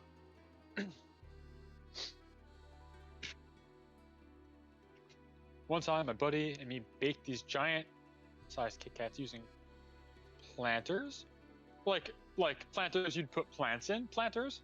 How's the dough? It's not rising as much as I kind of thought, but it's definitely bigger than it was. It's taking up the whole container now, which didn't before. Kit Kats on pizza, yes, no, no. That's a no. Though I guess it kind of depends on what kind it would be. This one too is getting a little larger. So it is rising kind of slowly. And this is kind of the difference that you'll get between, doing it by hand versus a machine. The machine is so good at whipping these things to get the proper amount of proofing and such in the bread. I am doing it by hand, so I am not nearly as skilled. If you use a machine or a tool to whip your bread and knead your dough, you'll have much better luck than what I have. Chocolate on pizza with cheese sounds okay. Okay, I'm taking notes. That's good, that's good, that's good. Back at the list of topics that I have in my little book here, the next one I have is that I've actually, excitedly, if Yancha's still around, I got back into wrestling basically this month after like 2 or 3 months of not paying any attention to professional wrestling. I'm finally back and interested in AEW and the big sweaty men who hit each other, which I'm very, very pleased about. I got to catch Dynamite this week for the first time since I think like 3 months ago, thanks to Yancha, because she does watch-alongs in her community. Yeah, Yancha's still in the chat. Bring her back, pulling her back in. I got very excited and back into wrestling because a couple of things. One, Ricky Hirsch, who I think is also around, put out a video talking and comparing and contrasting pro wrestling and VTubing and how there's the element of kayfabe and the continued performance of a wrestler not just inside the ring but outside the ring, and how VTubers are expected to be themselves on stream, but now also on social media and in every facet of life and that kind of thing. And that was really inspirational to me to get back into it. And then my colleague Lua Lucky, who is another cool VTuber. Bond, can I get a shout out to Lua V Lucky in the chat, by the way? She's coming back to Twitch. It's very exciting. She's another techie type VTuber who decided one day, I'm going to hyperfixate on wrestling, and I would like everybody to teach me everything they know about wrestling. And of course I'm going to take her up on that. Thank you. Last seen engaging in sports. Yeah. Oh, I'm sorry to hear that, Kate. Could not secure the dub. But you were playing Witch Doctor, so at least you probably had fun. I'm looking forward to seeing your clip. Yeah, Yancha, you've got an actual for real panel at a for real convention that's coming up at the end of this month. Is that right? That's like April 29th to May 1st, I think. You've got a off Kai Expo. You've got a panel where you're talking about again the similarities between VTubing and wrestling, and how it's all the same. It's people, playing a character, and it's all the same. I know every time I say that, literally without fail, somebody will be like, but Tom, there's the Risu clip where Risu gets really mad that people compare her to professional wrestlers. And to that, I say that Risu does not know enough about professional wrestling to get upset about it, based on her comments. She is correct in that VTubers are not fake. They're not putting on an act, typically, and not pretending to be somebody that they aren't. But I think she has it backwards about how, quote-unquote, fake professional wrestling is, and I think she doesn't understand the nuance. So I was thinking it, but I didn't say anything. Every time I bring this up, I'm told, no, Tom, you're wrong, but I'm right. I'm definitely right. I mean, of course, there are exceptions to every rule. There are going to be VTubers who are night and day, completely different before and after on stream, et cetera, et cetera. Yeah, it's a clip. I mean, upset. I think I'm being a little inflammatory, but there's a famous clip where Risu from Hololive says essentially that she thinks that she's bringing her true self to VTubing, and it's not like an act. She doesn't put the character away when she does other things, et cetera, et cetera. But I think modern professional wrestling is getting closer and closer to that, where you are more playing yourself playing a character than you are just playing a character, if that makes sense. You're allowed to bring more of your true self into the ring and into the role than you used to be able to in the era that she's probably thinking of, is basically my guess. MJF style VTuber, we have one. Her name is Yancha Gogo. She's in the chat right now. Yancha Gogo is the MJF style VTuber that you were looking for, Shiki. She does watch-alongs for all the events in her Discord, which is great, and she's just a huge mark, as it were, and a big heel. She says stupid shit on Twitter.com all day, and I have to fight myself to not reply and fight her in the replies, or in the comments. I want to kick her ass in the quote retweets, but I stopped myself. Shout out Yancha Gogo. Yeah, last seen engaging in Gundam Evolution. Yeah, Yancha rules. Definitely helpful in catalyzing my interest in the sport originally, and I am super grateful that she's still around for me to get back into it with. Very, very happy that my colleague Lua wanted to get into wrestling. Super happy that I had a bunch of people I could reach out to help give her resources. And now she seems to be super thrilled with the whole sport. And it's a great bonding thing that I think has brought us closer together as friends and colleagues, which is cool. My bony mid-ass. Yeah, that's fair. Yeah. I should add a higher point routine where you can strike my skull with an aluminum folding chair, I think. That would be choice. Probably. But that would not be 1 point. You need like at least 10 bones to make a folding chair. I want that. You should definitely have one though, Yancha, because I think daily I have the impulse to hit you in the head with a folding chair for the shit you say online. But I've not been given a way to do it other than with my words, so you should make it happen. This is my free suggestion. Yeah, keep hitting me. Keep booing. It's fine, it's fine.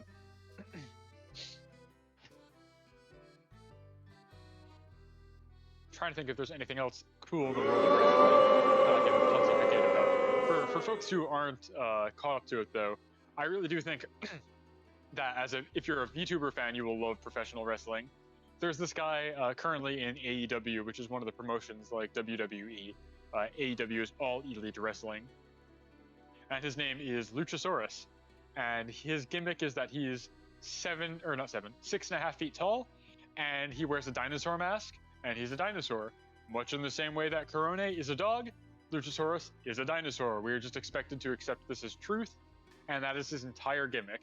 It's just, what if this guy is a dinosaur? Pretty cool. I love it a lot, and I think that's very nice and simple. I think a lot of times you'll find pro wrestlers who are way too specific in their gimmick, where it's like difficult for a newcomer to really get what their deal is without having watched the whole story thus far.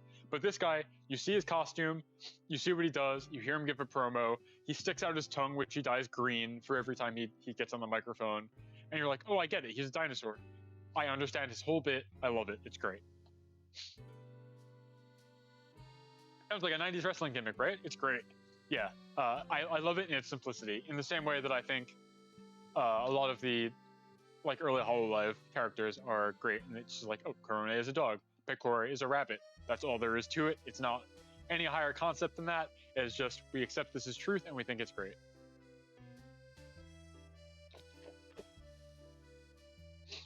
What are Mr. Skeletom? What are your thoughts on Luigi Primo? I think he makes the best pizza. I would love to go to an event that he is at. So Luigi Primo is a wrestler. I think his Twitter handle is @BestPizzaChef. I'm pretty sure. He is a pizza-themed wrestler. He actually does the dough spin in the ring. Luigi Primo make the best pizza. He's really great.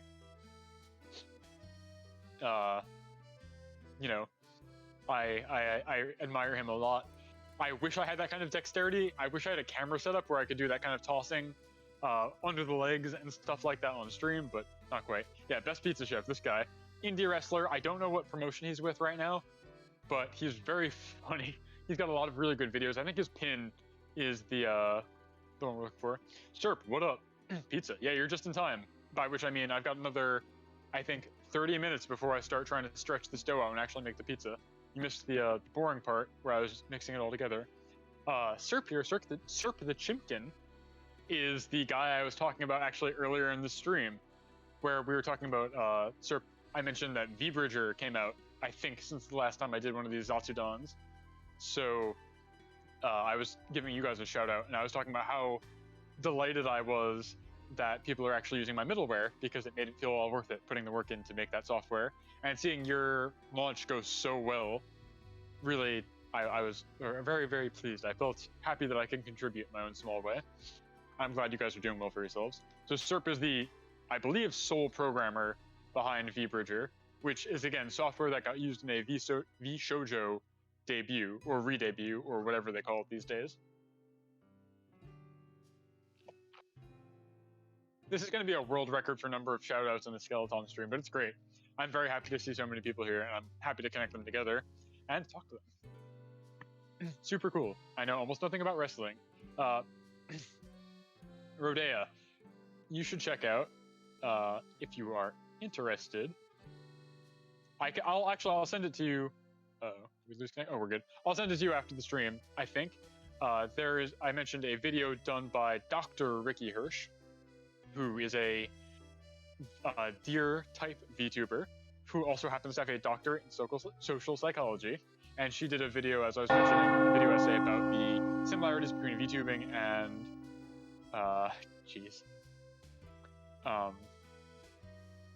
I lost my train of thought because Aki gave me a gift sub, or gave out a gift sub. Oh yeah, the Ricky Hirsch video. She talks about the similarities between VTubing and pro wrestling and being a character. So I think it's a good video. I'll send it to you after. No, all good. That's my own fault for not being able to have more than one thing on my brain stack. Luigi Primo has a rival with the Underbaker, who makes the bad pizza. Underbaker is such a good name. It is such a funny riff on the Undertaker, and I wish I ever had any idea that funny in my life. Underbaker is that's perfect. It's a perfect joke. under baker who maketh a bad pizza. It doesn't get better than that. We love it. We love it. We love it. We love it. Serp says, I spent the last hour confusing myself looking over GPL versus LGPL stuff in the possibly communication with an iPhone over USB. I don't know shit about that, Chief, but I wish you the best of luck. That is outside of my depth. Yeah. Even if you're not familiar with professional wrestling, you've probably seen The Undertaker, because he's one of, like, WWE, which is, like, the promotion's, like, biggest guys. He's been around forever. He looks like Frazier, which is cool, which I think is great, very funny. And he's done it all. He's been a gunslinger, he's been a necromancer, he's been a priest or whatever.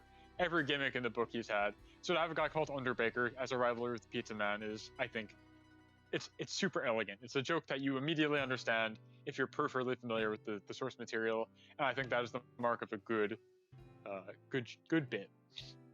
Very good bit. Let me go check on my timer, which I stupidly set up on my desktop. Don't sit in the dark challenge.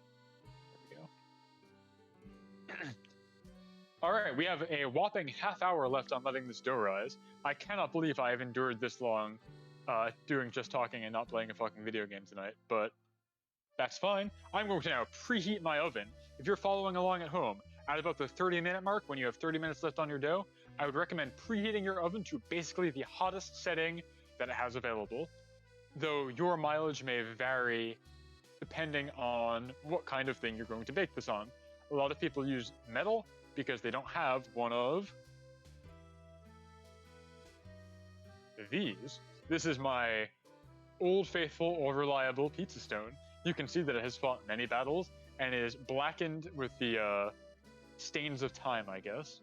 Why the hottest? Because ideally, if you were a real pizziolo, you'd be putting these in a wood-fired oven that get to be like 900 degrees Fahrenheit. 30 minutes ahead seems like a lot. Depends on how long your oven takes to preheat, I guess, Gate. Mine takes a very fucking long time to preheat. It will actually almost take those full 30 minutes to get to where it needs to be, and then you need to thermally transfer all the heat into the pizza stone, which if it were a 900 degree wood-fired oven, it would be able to do much quicker, but you want the stone to be hot in addition to the oven being hot. So maybe it's a bit early. Actually, yeah, it's probably, I'll let it wait. I shouldn't give that kind of advice. It really does depend on a whole lot of factors, like what your tools are, where you're baking it on, how your oven is, if it's like a gas or electric, that kind of thing. I'll hold off. Denshi, I'm glad to see you, man of the hour. Everybody say hello to Denshi. Denshi is the guy who makes VTube Studio. Cool all-around pal. I don't know why he's awake right now because I believe it is 2 a.m. in Germany. But Denshi is a cool fellow. You might be familiar with his work, maybe, if you've ever heard of a little app called VTube Studio. Probably won't catch on. This VTubing thing is a fad anyway, so you know, whatever. It's not a big deal. But that's the man himself. Party in here, yeah. The whole gang comes out for pizza. Honestly, I'm really kind of, I shouldn't say surprised, but I am delighted to see so many people active in chat tonight because it's a holiday. And I know it's not a holiday for everybody because it's a religious holiday, but it's a holiday nonetheless, and I feel like it's very pervasive. I don't know that Denshi has ever actually streamed. Last seen engaging in nothing. Pizza brings people together. I agree. Nixie, why the crying emote? Did I offend? Oh no, did I say something wrong? I kind of was just running my mouth about it being a religious holiday. I don't remember if I said something inflammatory or not. Oh shit. But yeah, it's a religious holiday, so I know not everybody celebrates it. I am surprised. Oh, that's a half crying with happiness. I see. I associate the Bible thump with being sad. But yeah, it's a holiday, so I'm glad people are here. People are actually talking. Denshi is rolling out a update for VTube Studio today that integrates it with the Steam Workshop, so you can actually upload props like my hat here, my dumb hat, or the whole model if you check a lot of boxes and confirm that you know what you're doing and you're okay with sharing this model for freezies to the Steam Workshop. So it'll be very easy to get cool props and share VTuber assets going forward through Steam. I'll have live 2D one day. God willing, dude, I wish you the best. Though honestly, Vroid is very good at what it does, so there's no shame in, like, I don't want anybody to think that you need a like hand illustrated live 2D to be a quote real VTuber or anything. That's definitely not how it is. I happen to have one because my spouse here is a good illustrator and she wanted to make a live 2D, so be it. But I think Vroid is also extremely good at what it does. Shares pizza, shares skeleton. You could share it right now. Oh yeah, let me just upload my compiled model for everybody to use. Get a bunch of imitators. PNG tubers count even if they're rare. Absolutely, yeah. I don't think VTubing. So VTubing is supposed to be about self-expression. It's supposed to be about helping actualize your ideal self, which in cases like mine are just, I wish I didn't have the weakness of the flesh. I wish I didn't ever have to bleed. I wish I didn't have to worry about organic decay and stuff like that. That's the only change I would make to myself. And it's helping you actualize your ideal self. And however you choose to do that, I think is completely valid. It does not have to be a beautifully, immaculately rigged thing that one-to-one captures your face so that people can see when you, move your lips and lick your lips or wink or anything like that. It's fine. But however it helps you feel more comfortable in your own skin, metaphorically speaking, of course, is, I think, what it's all about. It's about self-actualization, how you present yourself. It's an identity thing, right? That's what it boils down to. I know. So yeah, exactly. It's not just like this is the real me. She's got horns. She can split in half. That's the real Yansha. Wish I was a cute girl. I mean, I am a cute girl. Exactly. I hate being aware of how much blood is in me, so I feel that. Yeah, exactly. You all understand me. I'm glad I can say that, and people are like, of course. That makes sense. That's just how it is on this bitch of an earth. The real me is the skeleton hidden in the meat coffin. That's incorrect, Yansha. The real you is the brain piloting the skeleton inside the meat coffin. That's the real you. Actually, the real you is probably just the electrical impulses that are piloting the brain that is piloting the skeleton that is piloting the meat puppet. Depends on how granular you want to get, right? See, this also shows Shiki. This is also a common misconception that skeletons are just innately immortal. This is a common trope you'll see in media, especially I think the release of this game. I don't know if you've heard of it, Elden Ring, from this weird little indie studio FromSoft, has kind of brought the skeletons revive misconception into the mainstream consciousness. They're super easy to destroy. You fucking snap my femur, it's not gonna heal anymore, I tell you what. Am I watching this skeleton anime this season? It's hardly up your alley, but I thought you were watching it. So I think you're talking about Skeleton Knight in Another World, if I'm correct. I typically hate isekai on pretty much principle, because I find that they are almost always male power fantasies, where it is relatable shonen boy gets whisked away to fantasy land, where he's either the smartest or the strongest or the most clever, and he can capture a bride this way. And I'm like, okay, this does nothing for me. There's a good isekai this season, which is the reverse of this. It's, what is it, Your Boy Dong Ming or something like that? Where it's a guy from a, medieval era isekai'd forward, and so he is out of place, but has skills that have been degraded by humanity. Kong Ming, yeah. Your Boy Kong Ming, I think, is a good isekai, because it goes the other way, where it's not like a power fantasy. It's almost like a helplessness fantasy, which is kind of a weird thing that sounds kind of like a fetish when I say it out loud.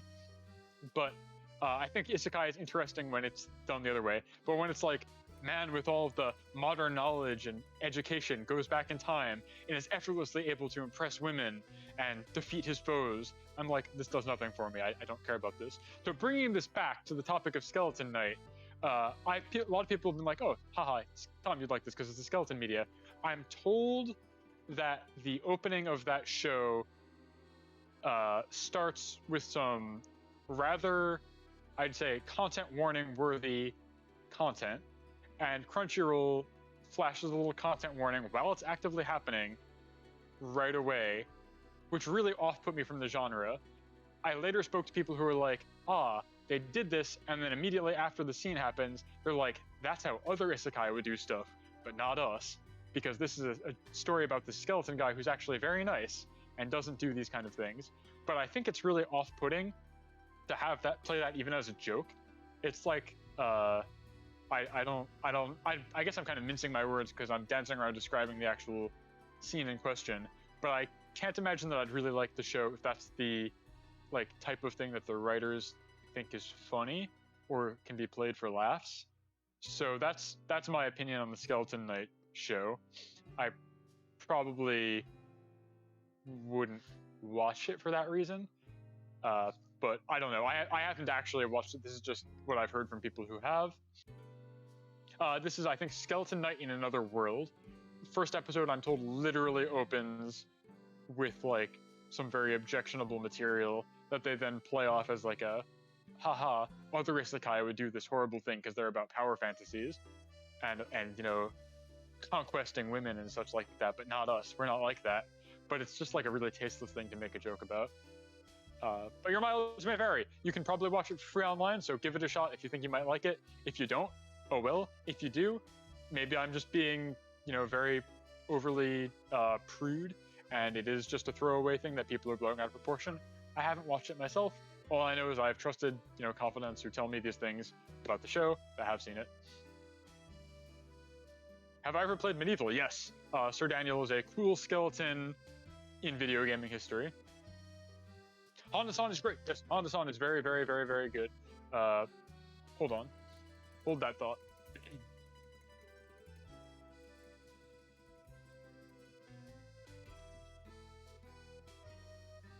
If you want to watch a good skeleton anime, I recommend this one. Skullface Bookseller Honda-san. It is a series of, I think, like 15-minute episodes about this guy, Honda-san, who works at a bookstore and has to help customers find books that they're looking for. He gets very scared about customer service and human interaction, and is very relatable. It's not very long, and yeah, it was also based on a short manga, but it's an anime. It's very good. I strongly recommend this. It's one of my favorites, and the episodes are really short. Like, this Blu-ray has a complete runtime of 180 minutes, 12 episodes overall. So that's like 15 minutes an episode, I think, including an opening and ending sequence. So yeah, Honda-san is at war with business, with out-of-print books, and with people who love manga. Who knew there were so many laughs to be found at the manga counter of a bookstore? These are the day-to-day happenings that take place at a certain bookstore where love of manga is abundant. Running out of popular volumes, stocking new collector's editions, coordinating with publishers and co-workers, and of course dealing with all sorts of eccentric customers. A semi-autobiographical account from the manga author's own experiences as a bookstore employee, this lighthearted look into the exciting world of Japanese manga literature, retail. Good stuff, I would recommend it. I loved watching this when it was airing. I think it is good skeleton representation. Very much so. If conventions were stopping, I would probably cosplay as that guy, because I think it's great. Open it on stream. Now, I've got oil on my hands. My gloves, I washed them a little bit, but you can see they're still a little shiny. So I'm going to keep that in the plastic wrap for now. Live unwrapping, I'm good.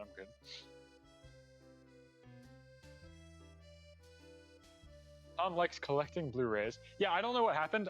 In around probably around 2020, I became a big physical media hoarder. Holy shit. Thon, it's been 2 hours, your mushrooms are done. The air fryer just finished. You might be able to hear it on my microphone. It's incredibly fucking loud. Yeah, so Shiki, the Blu-ray that I had there, I recently got in the mail. It still has its shrink wrap around it. So the actual slipcover is safe, which is why Denshu was saying open it on stream live unwrapping. Yeah, so it's still safe, even though my gloves probably have some impurities on them. we should be fine there. Skullface Bookseller Honda-san, really, really good. From the excellent people at Discotheque Media, who work tirelessly to bring us all of the classics to home media. I'm not sure why I became such a big physical media guy, but I don't know, I just like having stuff. I don't trust streaming services to always have what I want, or to have stuff for very long, or to not get prohibitively expensive, so I hoard stuff and I rip stuff. Kind of in line with how the rare times that I do play video games, they are on real console with the actual hardware, right? Like I've been doing a Let's Play of Everblue 2, the diving game, and that has all been on real hardware, and pretty fun. But of course,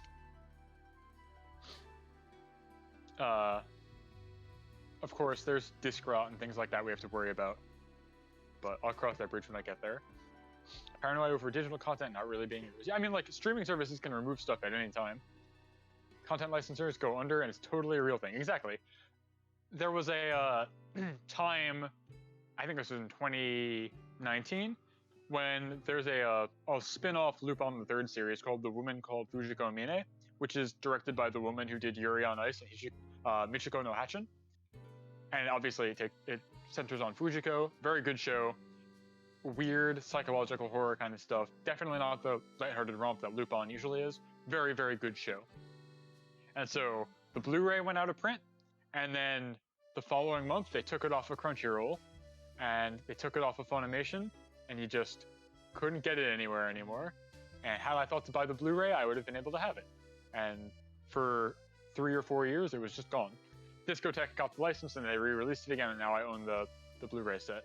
But stuff that's even very new and recent can just disappear. It's not that unthinkable.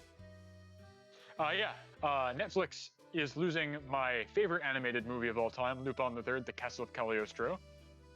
The first movie directed by a little nobody named Hayao Miyazaki. If you've maybe heard of some of his other works, like I can't even think, what has this guy done? It's not important. But back in '79, he did a movie for the Lupin the Third franchise called Castle of Cagliostro. Anytime anybody engages with me on the subject, I tell them to watch the movie. It's very, very, very, very, very, very, very good, very fun, and it's been on Netflix, which made it very easy for me to get people to watch it. But come May 14th, they are not re-upping the license, or they're taking it off for some other reason, so it will become harder to watch, which is not fun. Wait, I'm funny? What'd I do?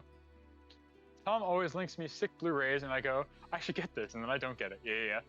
This again goes with me having, I guess, kind of a little bit of disposable income because of the engineering job. So I am in a nice place where I can just buy Blu-rays, even if I don't get around to watching them right away, and I can hoard them. But I always make sure to share.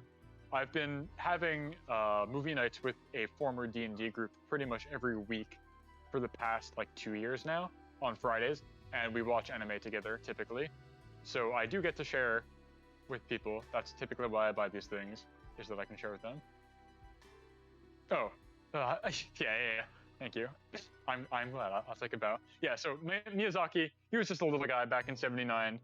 He had done he did directorial stuff for the first part of Lupin, which is where Lupin wears his famous green jacket. It's like a crime anime where he's, hard-boiled and he does bad things because he's a bad person. So Miyazaki directed a bunch of episodes there. They later brought him back in '77 for some episodes of the second part where Lupin's wearing his red jacket. Those episodes are gorgeous. And then in '79, they're like, all right, it's time to make a movie. You think you're up to it? And he was like, I don't know what the fuck a movie is. I've never done this before. And he got his crew together from the good old days. They had 9 months to turn around a 105-minute film or something like that. Released in December of '79. Went over really, really well. Very divisive among the fan base at the time because they painted Lupin, who is he's supposed to be a scoundrel, right? In the manga, he's a very bad guy. He's lecherous. He is mean to women. He kills people thoughtlessly because he's a scoundrel thief.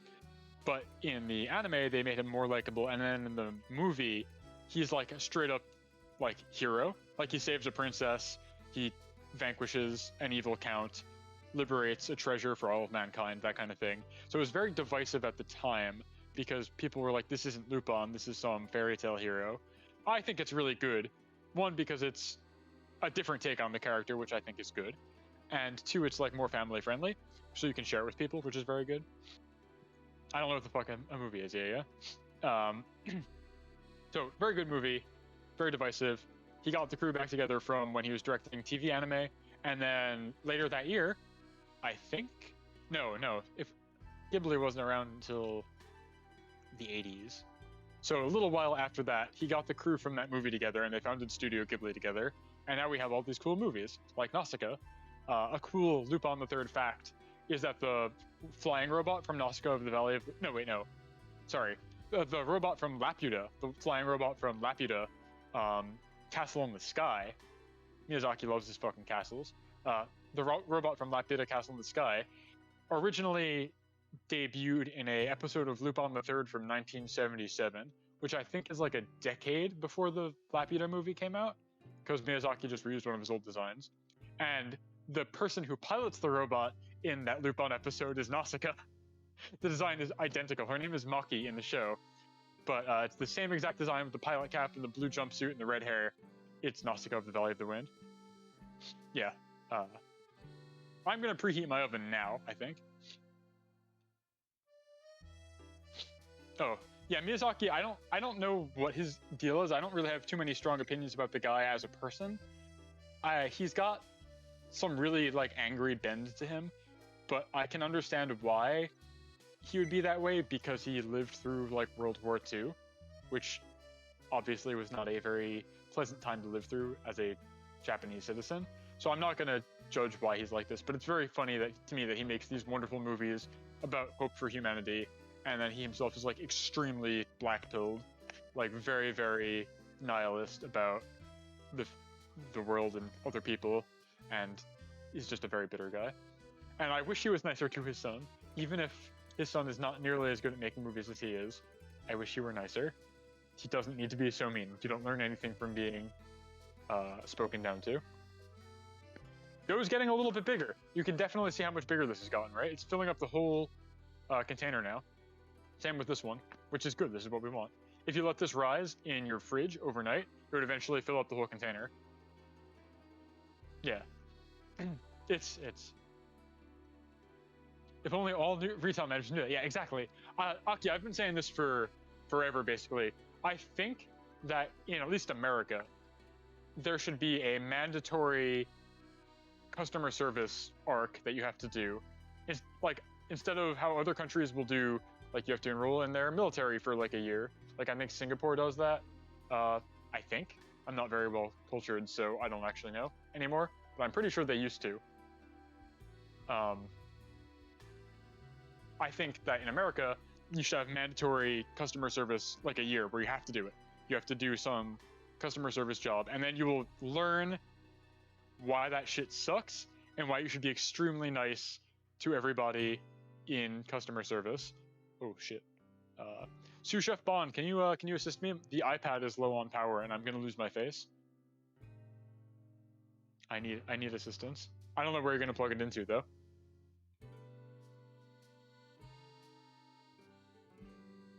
Oh, yeah, sorry, I was doing this while talking. So this is a pizza peel. This is the thing I will use to get the pizza in and out of the oven.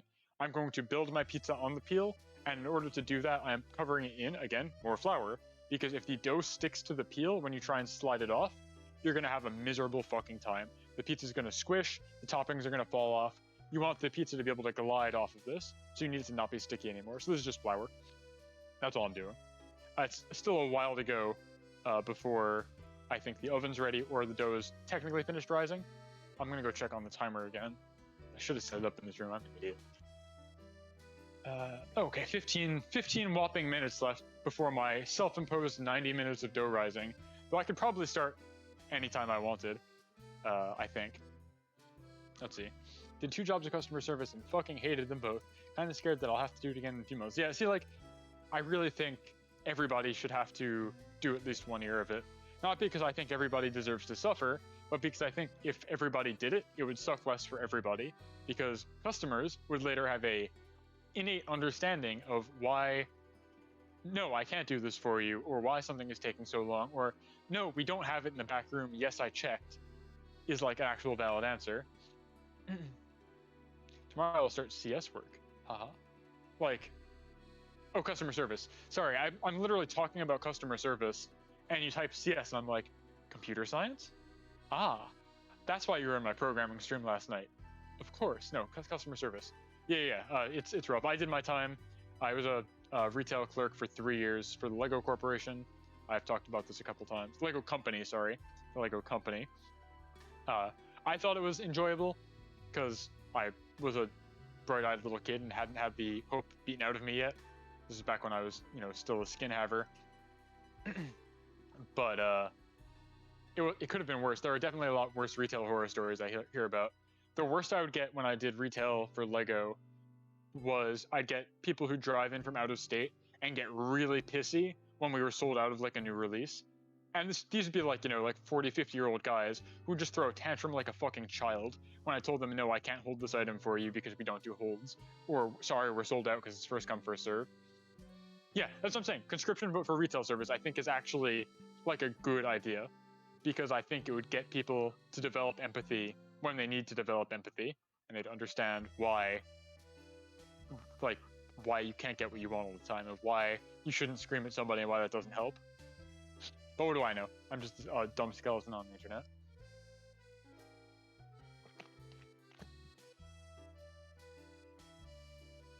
Oh yeah, I remember you talking about this, the customer service manager gig. Yeah, fuck that. Ideally, I mean, there are two schools of thought about this, right? It's either customer service should actually be a job that you can transition out of, where, it is a actually job for high schoolers and people in maybe college as well, and then eventually you can transition out of it. And we have a steady supply of youth who will do the customer service for a year. They'll develop their empathy skills. We've all been there. We understand why it sucks, and then eventually they'll go on and do other things. Or retail needs to be a job where the wage is a livable wage so that people can do it for as long as they need to or as long as they want to. Because right now we do neither. Kids out of college or in high school are not necessarily always doing retail, or if they are, people are being super cruel to them, so they don't want to do it, which makes sense. And then people who are doing it because it's a very essential role don't get paid very well. So we're just like burning both ends of the rope here. It doesn't work out. You can either have it be, yes, this is actually a job that's not meant to pay a living wage, but everybody goes through it and they eventually leave and we just have a pipeline. Or you can make it a livable wage and a good job that you want to keep. There's no in between. Yeah, what does this kind of mean? Let's see. What is that? Hamilton Cats? Hello, thanks for stopping by. We're doing pizza cooking tonight. I'm waiting for the dough to finish rising. Lego from Denmark, good company, yes. I enjoyed working for Lego. I thought they treated their employees well. They were very flexible about letting me make my schedule and tell my manager when I was or wasn't able to come in. Liked that a bit. They are very generous come the holidays. You get a bonus based on, even at the retail level, based on how the company does overall, which is quite good. So it's kind of like a commission, I guess, in that sense, if you help sell a lot of toys, you get a small percentage of that back to you, percentage of your yearly earnings, which is quite nice. They do every Christmas, they will give all employees a exclusive kit that is only distributed to employees, which is like a retirement nest egg, because those things sell for quite a lot of money. I have 3 of them that are still, sealed in a safe, in a secure location. So that's cute. I enjoyed that. They gave me a little minifigure in my image with the corporate apron, which is worth like $300 that I will probably never sell. Liked that. So I think it was a nice place to work. The customer is typically very nice, well-meaning people who just enjoy building toys. Or what's really fun is helping pick out kits for birthday gifts or for children, helping children find like the theme and thing that is suited for their interests. I always really like doing that. And my big brain gift is that I could tell what minifigures were in the little blind bags that they make just by touching them for like 2 seconds, because I had dealt with so many of them through stocking, and being able to visualize what the ones that we had in that set were and how they would feel, because they always had like weird accessories. So I could tell customers which ones they wanted and which ones they didn't. Manager wasn't really thrilled about that. I think corporate wouldn't like that because they're blind bags for a reason, but I was very, very good at this. It made me very popular. Let's see. Wonder, it would paradoxically make sales jobs not terrible, so people would start thinking it's not necessary to have it for a time. No job should have less than a livable wage. I mean, I agree. I agree with you, Kate. I definitely agree with you. I guess what I was saying before kind of sounds a little, yeah, no, every job should have a livable wage, but there are people who are like, no, you know, it should be lower than everything else. In that case, you've got to make it a temporary thing where you don't need to be surviving on it, is my point. Yeah, right? Hey, even you haven't like had your soul completely destroyed yet. You've been a barista for a long fucking time, so I applaud you for that. That's quite cool. The messed up thing is, oh, I already read that. Require government interference, and God forbid we have any of that. Yeah. I mean, this country needs a lot of help that it's not going to give itself. That's for sure. But who am I? I'm not a pundit. I'm just a funny skeleton man waiting to make some pizza on the internet. All right. I'm growing impatient waiting for this dough to continue rising. I think I'm just going to go turn off my timer, and we're going to start making dough. And finally, it'll be finally time to make some pizza. I'll be right back.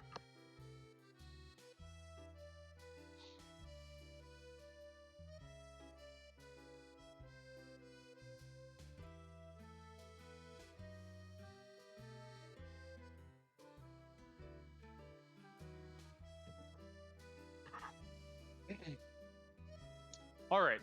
I also got to wait for my oven to preheat, so it still hasn't preheated, which is fun. But I need to move this because I have too many things. My countertop is not big enough for everything. So by separating this up front, this should be a lot more manageable than it was when I had these as typically I'd have one giant dough that'd be very oblong, and then I'd cut it, and it would be a huge pain in the ass to deal with. But here we should be fine because I already made this into a nice little circle. Make sure you cover this in flour as much as it will take because you do not want this to stick to the peel. That is the worst case scenario. If this sticks to the peel, you are fucked and the whole run is over and all of your work will have been worthless.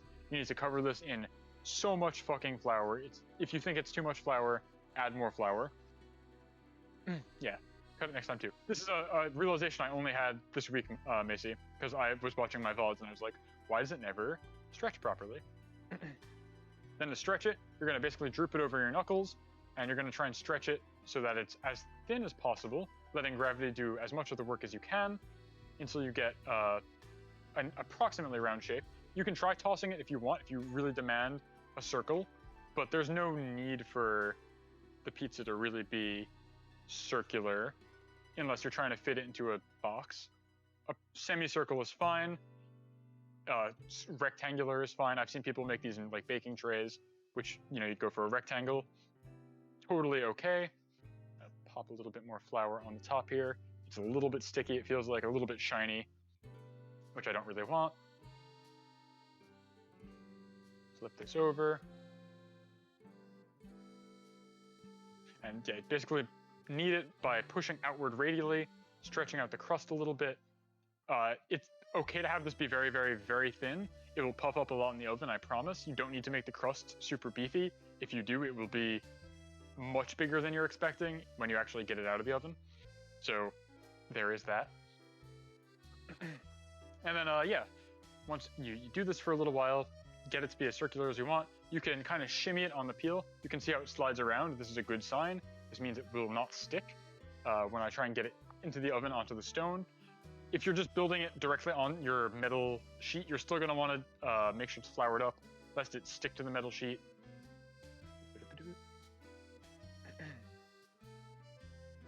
So we have that. And then, yeah, it's going to be a traditional Easter pizza, right? So a couple things you can put on this one. This is where you're going to now take your Nutella, and you're going to start spreading that all around. I should probably have opened this beforehand. I might need Sous Chef Bon. I need the assist. Again, I need your help all the time. I'm being foiled by a foil wrapper. I don't have nails anymore because I just have fucking bones. I can't get this off. I'm helpless.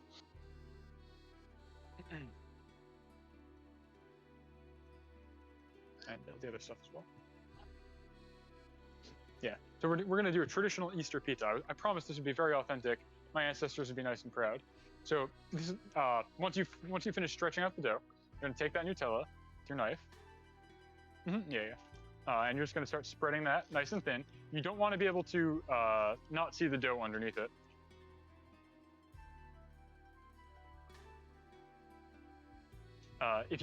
This is going to be true even if you use something weird like tomato sauce or, God forbid, ricotta. If you can't see the dough through the sauce, it means you've layered it on too heavily, and it's going to drown the pizza. It's not going to cook properly because it's going to be too wet, and the heat transfer properties are going to be all fucked up. And you're going to have a bad time. So you want to spread this as thinly as you can. Kind of hard. It's a little more viscous than, something like a tomato sauce. I could probably have watered this down if I were really thinking clearly. But as you can tell, I'm a bit out of my mind right now. This is a thing only a crazy person would do. Hold up. Use the Nutella to hold the bones together. What's going on here now? Okay, it's Easter. We're making a traditional Easter pizza, as my ancestors in Italy would do. Back in the peninsula, as it were. Actually, I should be saying from the island. My ancestors are from Sicily, the island, not the peninsula so much. We're just going ham here. Yeah, put a pin in that thought, Aki, because this is what we're doing tonight. And my oven has just finished preheating, so that's good. Not sure exactly how I envisioned that this would go down, but just keep spreading that on.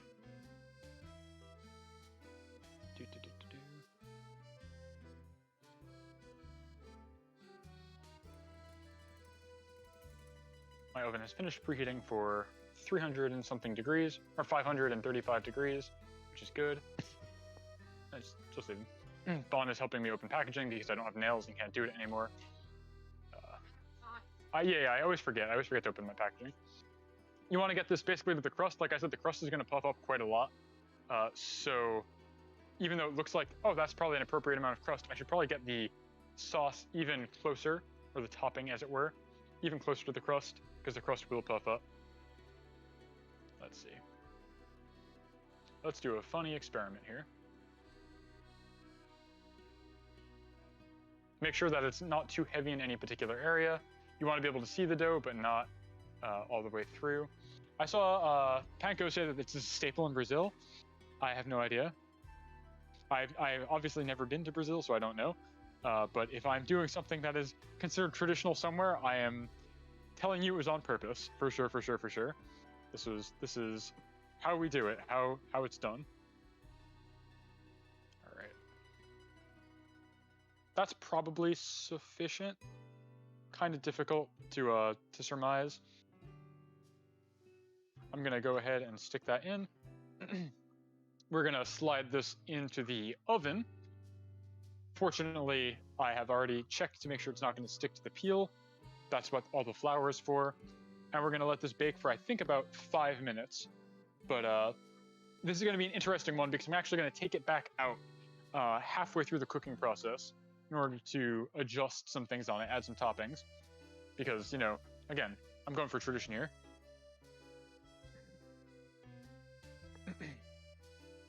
So, if you're having trouble getting your dough off the pizza at home, I can't really visualize this because I'm a fucking 2D skeleton, but you want to lift up the corner and you can blow underneath it. And if you see your air bubble shoot all the way across, that means you're good to go.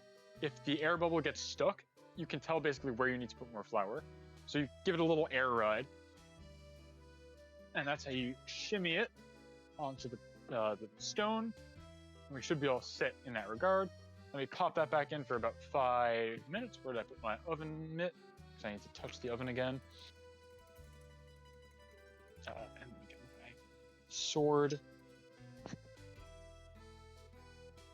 sure this thing is firmly in the center of the stone. And pop that back in for 5 minutes or so. Just enough to let it cook a smidge. And we'll get back to toppings. Air ride, yeah. Will chocolate survive the temperature? We are going to find out. This is a fun experiment that I felt like doing today in honor of the holiday. That's why I'm only giving it like 5 or so minutes. I'm going to pop it out really quickly, I think. As a result, you'll probably have a dough that is less crispy than like a New York style pizza. And don't worry, we're going to make one of those weird tomato and cheese ones in like a little bit. So nothing to worry about in that regard. But I had to make a traditional Easter pie. It would not be the I did forget that it was the holiday until very recently, but you know, we'll be okay. Should I start making the other one now though? Because I'm going to need to take the other one back out in a little bit and bring it here. Decisions. I wish I had like an actual pizzola kitchen, because then I'd have enough space for all this shit. But I don't. I'm gonna need this so I can have it back out. I guess it's time to do some more Zatsudan shit while I wait for that to finish. I like your nonchalant, dry delivery of jokes. It makes me laugh. That's the goal. I'm hoping it's working, right? That's how I feel. I don't think I'm a typically very funny person. I think I have maybe somewhat above average observational comedy, or no, I think I bounce off of people pretty all right, but I'm not very funny on my own, I don't think. But if I'm making you laugh, I guess jokes are in the eye of the beholder, or ear of the beholder.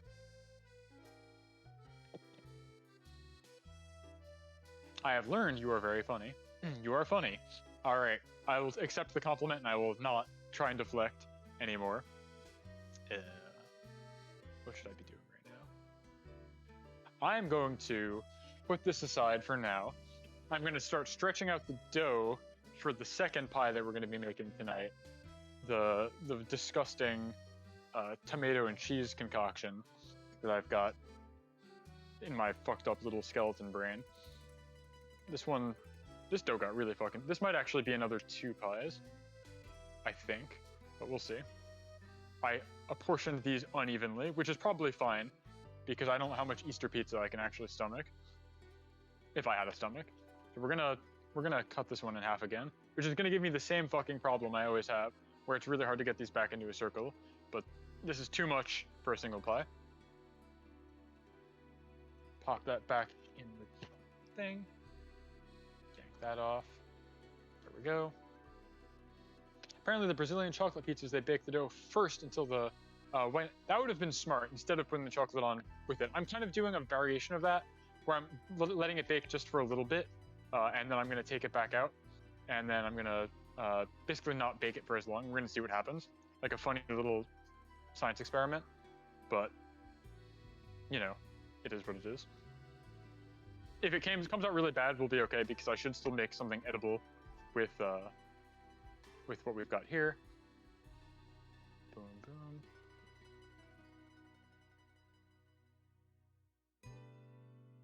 Like such. See, but now the trick is getting it into something that's even remotely circular, because I just cut a circle into half, so it's got like a flat edge. But it doesn't really matter. I don't need something circular. Like I always say, you only need circles if you're trying to impress a customer. But I'm impressing no one but myself. I don't need to impress Pawn with this, because she'll just eat it anyway. Ravenous and hungry, like her tortoise namesake. Is that gonna slide? Yeah, good enough. Good enough. This will cut nicely. Crashing from the ice cream. Here, that's funny. Let's see. How is this looking? Okay, yeah. So let's take this out of the oven now. I gotta pivot real quick. Because you were right, the chocolate is beginning to crisp, which might look pretty good. Smells really good. So we've got this now. You can see how much the crust puffed up. I wasn't kidding. And now, of course, we've got to do the traditional toppings, right? So from earlier when I told you to get these ready, you're going to take your Peeps and you're going to go ahead and you're going to split them out and you're going to apportion them as you see fit. Probably do like 4 on this guy. Let's do some flavor up to you, dealer's choice. This is where you take these guys. You just rip them out and pop them on. And this is why we wanted to bake some of the dough earlier, because obviously these little marshmallow confections are not going to survive the oven particularly well. We're going to give this like another minute at most in the oven, because the dough is actually already edible. Like, this is cooked enough, impressively enough. It's just not crispy. But that's fine, because it's a dessert item. So we should be all set there. Bon, any other, how much more? You think it's beautiful? Gorgeous? Cool. One more? Would you like to do the honors? I should probably close the oven. Okay, Vaughn wants to add a bunny. All right, and now I'm going to take a before photo of this because I'm sure it's going to be a disaster.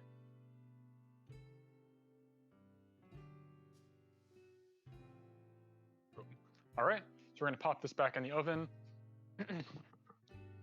for a little bit. I'll pop the oven back open. Good luck.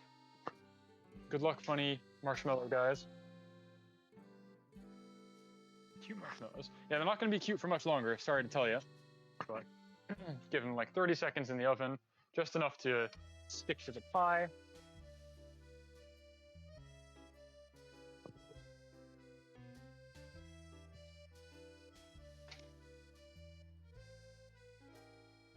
I should get a before photo of this as well. I also just looked at my phone and saw that I'm at like a whopping 6% battery, so that's kind of bad because I can't charge my phone and talk to it at the same time. I'm not sure what I will do in the event that I actually run out of juice. I hadn't anticipated this. I'm not sure why my battery is being used so aggressively. Close that up. We'll get back to making the freaked up tomato pie in a little bit. Melting peeps, let's go. You're gonna kill him. Yeah. Yeah. What's happening? I can't charge and talk at the same time because they don't make a fucking audio jack on these phones anymore. It's the USB charging slot. It sucks so bad. So I'm not sure what I'm gonna do in that regard. If I actually, I do know a way I can connect using this laptop. I also have to use Bond's Discord account if my phone goes out. You guys gotta let me know if that happens because I won't know if my phone runs out of juice because it's sitting in my apron right now. So it will not be apparent to me. I don't have any audio feedback. I'm only speaking. Hopefully we don't have too much longer though. Oh yeah, they're holding up great in there. Let me tell you, it's looking really good for the peeps. They're doing just great. Let's get back to. Well, no, I can't put toppings on this guy until we're done with this shit. So we'll get back to that in a little bit. But I can put the Nutella away.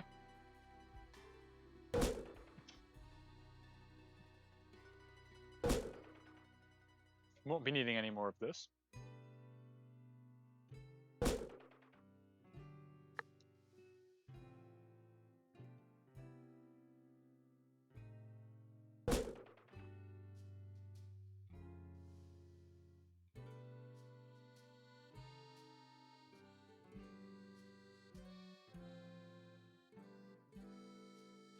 All right. Washing the old mitts. I think it's probably time to rescue our wayward children from their ultimate fate here.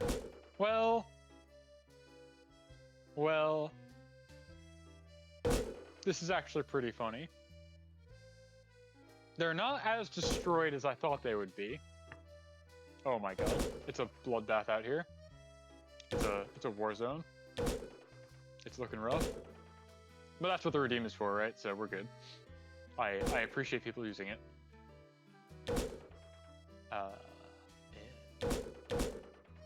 Keep it. It's fine. I can take it. So it's not looking as bad for the peeps as I was expecting. It's not good. It's definitely not good, but it could be worse. Why am I getting bonked so much? Because it's a funny redeem. It's a 1-point channel redeem. It's literally the cheapest possible redeem on Twitch.tv, and people get to inflict suffering to me. Oh wait, are people telling me that my phone's out of battery? Is that what this means? No, I'm still connected. We're good. We're still in there for now. Huh? Bond just said something and I have no idea what it is. Huh? What do you? No, what? Oh, okay. I said, am I still connected to voice? Is my phone still good? And Bond says no from the other room, as though I'm like supposed to understand what she means. I just know. Okay, I'm gonna take the peeps out of the oven now. I think we're probably good here. Oh, gang, it looks so fucking good in here. Gang, these guys are doing so well. It's such a good time. You're gonna love this. You're gonna absolutely love what we're looking at here. Oh yeah. Oh yeah. That right there is the good stuff. This is what it's all about. I need my oven. Actually, I gotta set this down.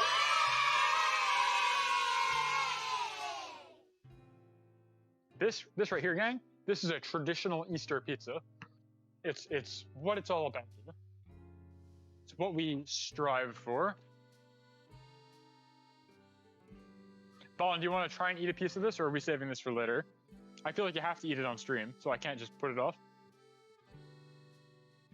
Yeah, I know it'll ruin your appetite. It's beautiful. This is the pinnacle of art. What's up? You want to get a photo of it? I should also. I'm gonna continue to use the precious juice in my phone to take a photo of this. But yeah, traditional. I told you. This is the part where you take out the peeps and you put them on the pizza. At least it's not a bunch of other stuff. It's not candy corn. When you're pinnacle, you're always on top. So yeah, if you're still around, Shiki, when you were saying as long as you don't put candy corn in there, you're good. I told you to put a pin on that for a reason, because this was the plan tonight. We're gonna fuck it up like this. Oh, it just looks awful. They're so deflated and dead. They're like soggy? What's happening? I don't know, man. Golly. Damn, you're gonna eat a whole quarter of it? You're brave. I was gonna keep cutting it into smaller bits. What's up? It kind of folded. Oh, interesting. Well then. I guess I have to eat this on stream now, right? Made my bed, now I'm gonna eat it. What the fuck is that thing? It's Nutella and Peeps, the wonderful, funny Easter marshmallows. Have fun cleaning that. What, the sword? Sword's easy to clean, it's stainless steel. Raw egg would have made a lot of sense, but, you know, whatever. Be careful. I'm being told to be careful. Hot Peeps are like lava, that checks out. I'm glad you know what Hot Peeps are like. That belongs in the biohazard bin.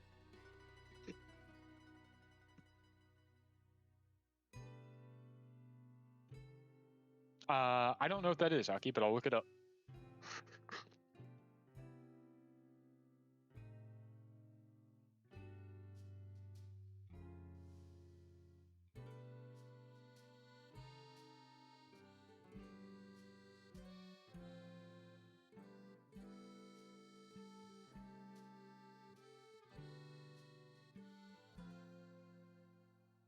Okay.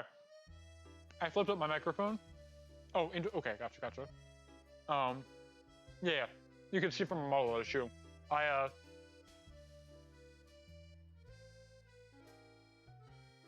This is infinitely more edible. This is the story I always tell on PIZZATSUDAN, but like 3 or 4, actually it's probably like 5 Halloweens ago, I was forced by my friends to make a candy corn pizza, which was nothing nearly as charitable as this. It was literally pizza, mozzarella, seasonings, tomato sauce, but a thick layer of candy corn melted on top because I saw a meme image of it online. It was like circulating Twitter or whatever. Like, Tom, you're good at making pizza, make this for me. And I said, no, fuck you, that's insulting. I would never use my tools for evil. And every day they would say, Tom, make the pizza for me. And I kept telling them no. And eventually they made an event. One of my other friends made an event, destination my house, for Halloween. I was the last person to get the invite. Everybody showed up at my house, said, Tom, you're making the pizza. I brought the candy corn. I was basically held hostage to use my skills for evil. I made them the pizza. They ate it. It was viciously, like, nauseating to eat. And the guy who asked for it said he couldn't eat pizza for a month, like normal pizza, for a month afterwards, because it was just so disgusting. Candy corn melted on cheese, melted on tomato sauce. Never again. So this actually is quite edible. It's just it's literally just like, I don't know. It's like not crepe. I don't know. What did Bon say? It's like a s'more. Yeah, exactly. Crust is crust. You've got chocolate and you've got marshmallow on here. It's a s'more. This is edible. So, I think this is fine. Yeah, it's just a s'more. Anyway, let's do something real now. I gotta post this somewhere, but I don't know where.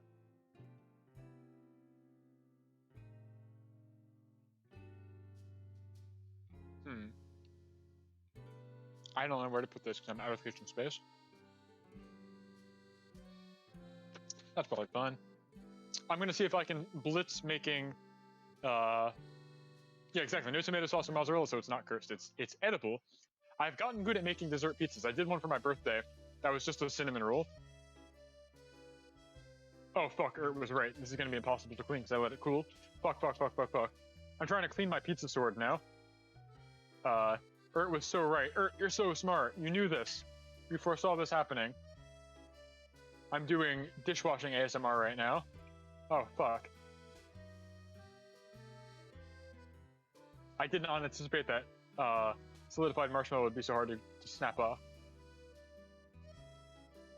Alright, we're good. That's good enough for now. That's good enough for now. You warned me, it's true. Basically, yeah, cinnamon pizza sounds so good. It was really good. If you want to see how I did that and the recipe that I used for the spread and the icing, that's on my YouTube channel. The VOD was for my birthday. I have a PIZZATSUDAN playlist, so you can sequentially look back on all the fond memories of me getting slightly better at this. Okay, let's do something normal. This one I think needs more flour. It wasn't sliding. I think. This is like an approximately good shape. It's fine. Like so. Very, very thin. You can almost see the peel through it. That's fine. Again, it's going to puff up a lot. You saw how much the crust puffed up. So this is going to puff up all the same. I can still slide it around. It's going to become a little bit heavier when I add tomato. But, I mean, you guys can imagine what this is going to be like. You have probably seen a pizza before. All I'm going to talk about is the sauce spreading technique. Oh, knocked over my iPad. Too much stuff in the kitchen. Too many cooks in the fucking kitchen here. So let's get all this. Got your sauce. I'm using store-bought because it's convenient for the sake of doing everything in one go. I think the next time I do this, I'm going to try and brew my own sauce while doing the other stuff because it mostly has to simmer. You don't actually have to do a lot of work to get the sauce going. So it's something I can definitely run in the background while talking. So let's get that going. I wasn't kidding before when I said you basically want to be able to see through the sauce, because if you have so much sauce that you only see red, it is going to become a soup. Your pizza is going to become molten. The dough underneath will not cook properly because of thermal transfer, and it will all eventually accumulate in the center like a lake. So you really don't want that. You just want to be able to see through it, but it's still like a red tint. Typically, I think if you think you don't have enough sauce, that is probably the right amount of sauce. Similar rule for cheese. Also, if you think you don't have enough cheese, it's probably actually enough because it will spread and melt, especially if it's part skim stuff. Bon is waiting for me to put the mushrooms on because she's very excited about this. And the basil. We have some fresh basil from the garden. I'm now doing this like a speed run because I think I'm going to run out of battery on my phone, and I will lose the ability to speak to people pretty soon. Yeah, exactly. So, especially with the way this works, because it rises on the crust, your pizza actually is lower in the center than it is around. So all the liquid will pool in the center, and it'll become like a soupy mess. I'm using part skim mozzarella today because this is what your New York style slice uses, where it's shredded. You can definitely use fresh if you have it. Make sure you cut it very thin or it'll get rubbery. But that is probably an appropriate amount of cheese. It's going to melt more than you think. Bon got the redeem and then handed me dehydrated mushrooms. So we're going to pop on mushrooms as the topping today, like such. Bon, do you want pepperoni as well or just mushrooms? All right, we're getting pepperoni as well. Wilson pepperoni slices. Send you some Brazilian chocolate pizza on Twitter late as inspiration. Yeah. I'm always down to try new and weird things with this segment. There's a reason that I do it ostensibly bi-monthly. I want to, 1, get good at it, 2, teach people how to make food on their own, because it's a very easy meal. the dough lasts for like a week in the refrigerator. So if you do the dough prep step and you just put it in the refrigerator, you will be good for the rest of the week. Whenever you get hungry, you won't have to do this whole arduous process. Very, very good. And then, of course, I want to get better at it and learn some weird new things as well. So, always. Sauteed mushroom. Well, did I say dehydrated? Yeah, they're sauteed. That's right. These are the ones that you put on the stove. Lots of pepperoni. We've got fresh basil from the garden. Literally homegrown. Yakisoba pan pizza. I like that idea. I'm going to shred this up. I think I'm probably also going to add a little bit of non-fresh basil, or at least oregano. I'm a big oregano enthusiast. That's me. I love the oregano, and I have that out somewhere. Yeah, oregano. Boom. That's a pizza. This looks like what you might expect on Easter. I'm a traveling IT person, so cooking is less on the table for me. Yeah, I mean, that's reasonable. Oregano is choice, yep. All right, let's get this motherfucker in the oven, and away we go. Really racing the clock here. Any second now, Discord's gonna boot me out. Oh, fuck. Now it's not shimmying anymore. Hold on, I'm gonna fold up my microphone and try and do that air ride trick.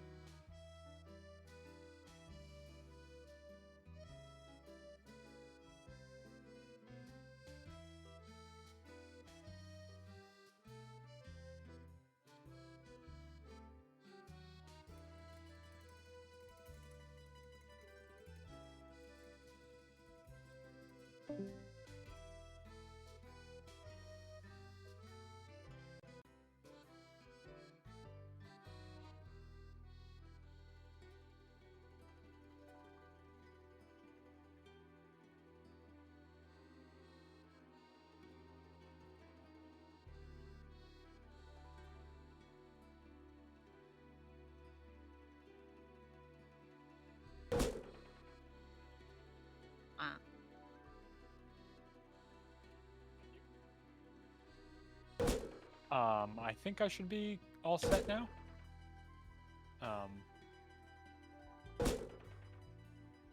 Yeah. Okay, I'm good. Just bring me back to chat. Okay, cool. I don't know if the audio is probably a little more quiet. I'm now connected to Discord via the laptop that I'm using to watch chat from. So it's a little bit of a delay. That's very funny timing though. Yeah, so I folded up my microphone to blow air under my pizza. I did not use enough flour. It did end up sticking to the peel because I waited too long. So it's a little bit, what's the word? Like oblong now. This is the problem if you don't use enough flour. You'll see exactly what I mean. And so I'm gonna wait for this one. I'm gonna. I'm very pleased with how easy I can make pizza dough following your recipe now. That's what it's all about, baby! That's why I do this shit. It's so nice to see people tweet photos using the hashtag. I love seeing all the different shapes and sizes and tricks and things that people do with their pies. I love hearing people say, I used the recipe and it was easy, and my friends, my family, I liked it. That is the best feeling. It's the same as what I was talking about earlier, where like hearing people that use my software or use tools that I built to help them make better software. That's what it's all about. Knowing that you are helping somebody achieve enjoyment through your own work is what it's all about. That's such a good feeling. I really love it. So yeah, if you are making pizza at home, please tweet with the hashtag PIZZATSUDAN. I check that religiously every Sunday that I do this. I get very excited to see what people make, because it is good to know that I am like maybe helping people. I don't know. Or helping is a strong word, but you know what I mean. I hope you know what I mean anyway.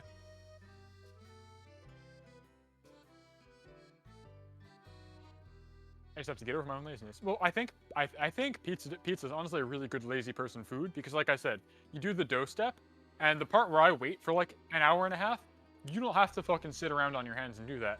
You do this shit on Sunday, you pop that motherfucker in the refrigerator, it is good for a week at minimum. You can then, anytime you're hungry, just pop it out, and you just have to do the spreading step that I did, and pop it in the oven for like 9 minutes, and then you're set. So it's like, on the day you're actually hungry, it's like a 15-minute meal. Very, very fast. I have a skeleton joke about this that I'll tell you in private. Uh-oh. Uh-oh. That's ominous. That's fucking ominous, sir. That's quite frightening. How are we doing in here? Oh, that's quite good, actually. Even though it's weird and fucked up and oblong, it's coming out quite good. You're gonna like this one. It's gonna look good, and you're gonna want to eat it. But you're not gonna be able to eat it. Only I'm gonna be able to eat it, and Bond's gonna be able to eat it. Menacing kanji. Yeah, it's a go. Yeah, some JoJo shit in here.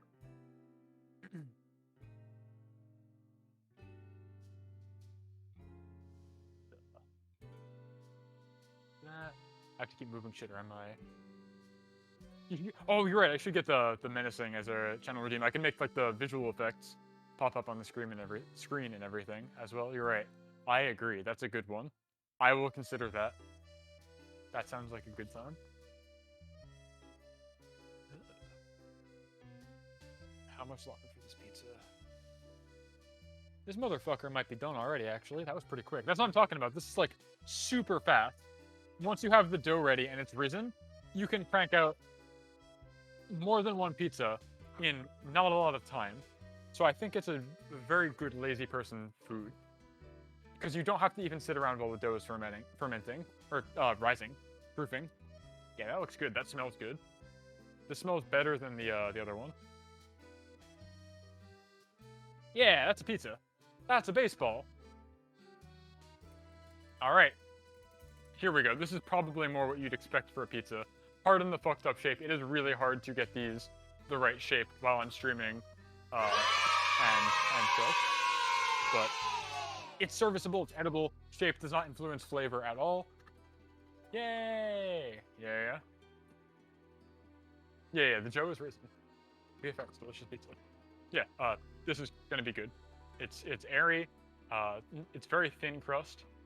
It's fucked up and stretched because I couldn't slide it off the peel, but it is good. Exactly. Bond, do you want to take a taste test of this, and then I'm probably gonna end the stream? I'll pay this forward because this has been a classic 2 hour 50-minute stream right now. Almost always exactly as long as it is. Oh, it's fine. I think so. I mean, if you want to try watching it again, you can.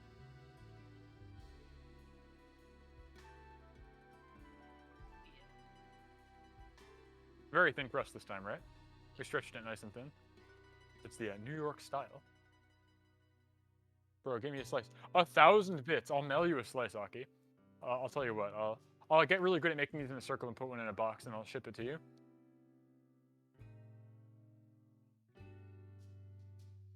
Alright, how we doing here? I also have to taste test my own fucked up creation. It's good as always, though. I'm sure. I know it's good. It's because of the mushrooms that you made. Alright, time for the taste test. Moment of truth.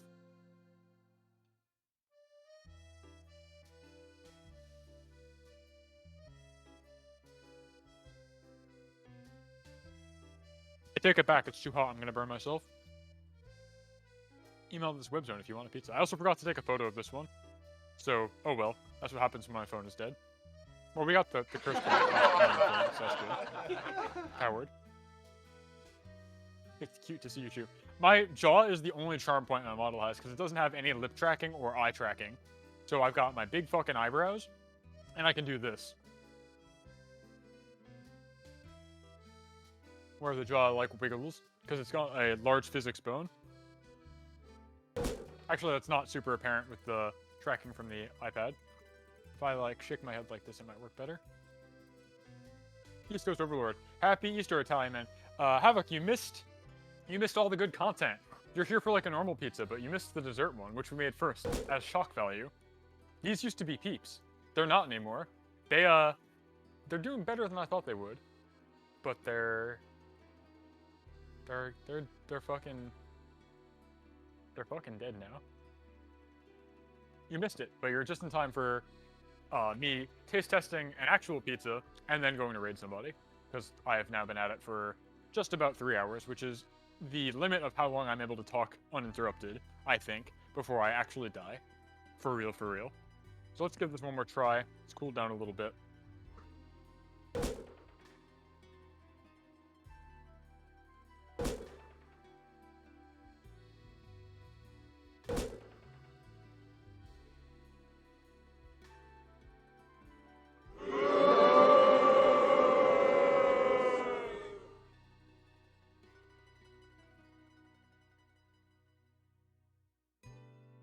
Yeah, that's fair. I deserve that. Alright, pizza's good. It's good. But you should boo me because I'm the guy who decided to make the fucked up pizza. Regular pizza looks amazing though. Yeah, I'm good at that. Shape's a little fucked up. Again, it's really hard to stretch it into the right shape. My peel's a little small. If it was larger, it'd be easier to make a normal size circle with the amount of dough I make. I didn't use enough flour, so when I shimmied it off, it kind of stretched. A lot of factors into it. It's difficult, if you can believe it, to hold conversation while doing this. The ones that I do off-stream typically come out better, and you can always see them on twitter.com. Love it when a pizza comes together. Yeah. Okay, I'm gonna go find somebody to raid. Because it is, like, what, 9 o'clock? I should turn off the oven, I think? Yeah, let me do that, and then I'll find somebody to raid. Before I forget. Alright, opens off, 9 o'clock. Perfect timing. I think I can take this with me, because this is now my life support for microphone. Stealing the laptop. Thank you for pizza. I mean, I just teach you how to make the pizza. That's all there is to it.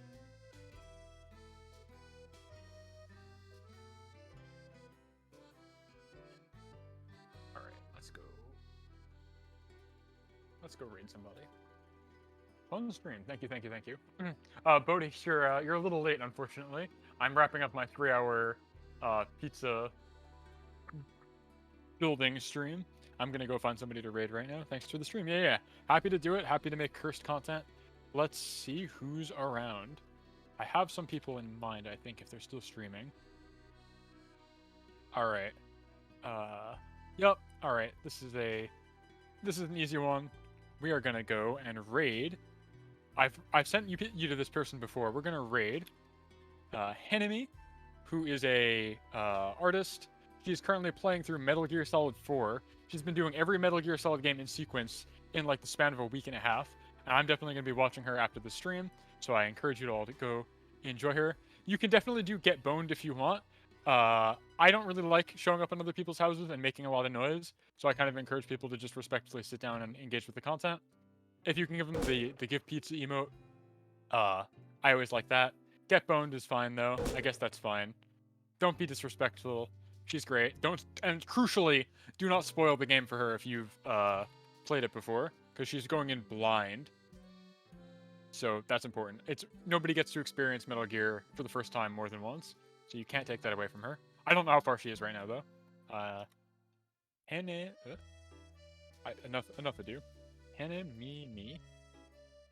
There we go. Arkosh fighting 2-1. Oh shit, that's exciting too. Gotta have obnoxious raids on Twitch. Ooh, pizza time. It's a Twitch global emote? Pizza time? Wow. Alright. You kids go have fun. I'll catch you later. Catch Bond tomorrow at 8 p.m. EST. That's an hour before now. She's gonna be making more Gunpla. And that's all I got for you. I'll see you all next weekend for more whatever. So that's bonus era. And good night.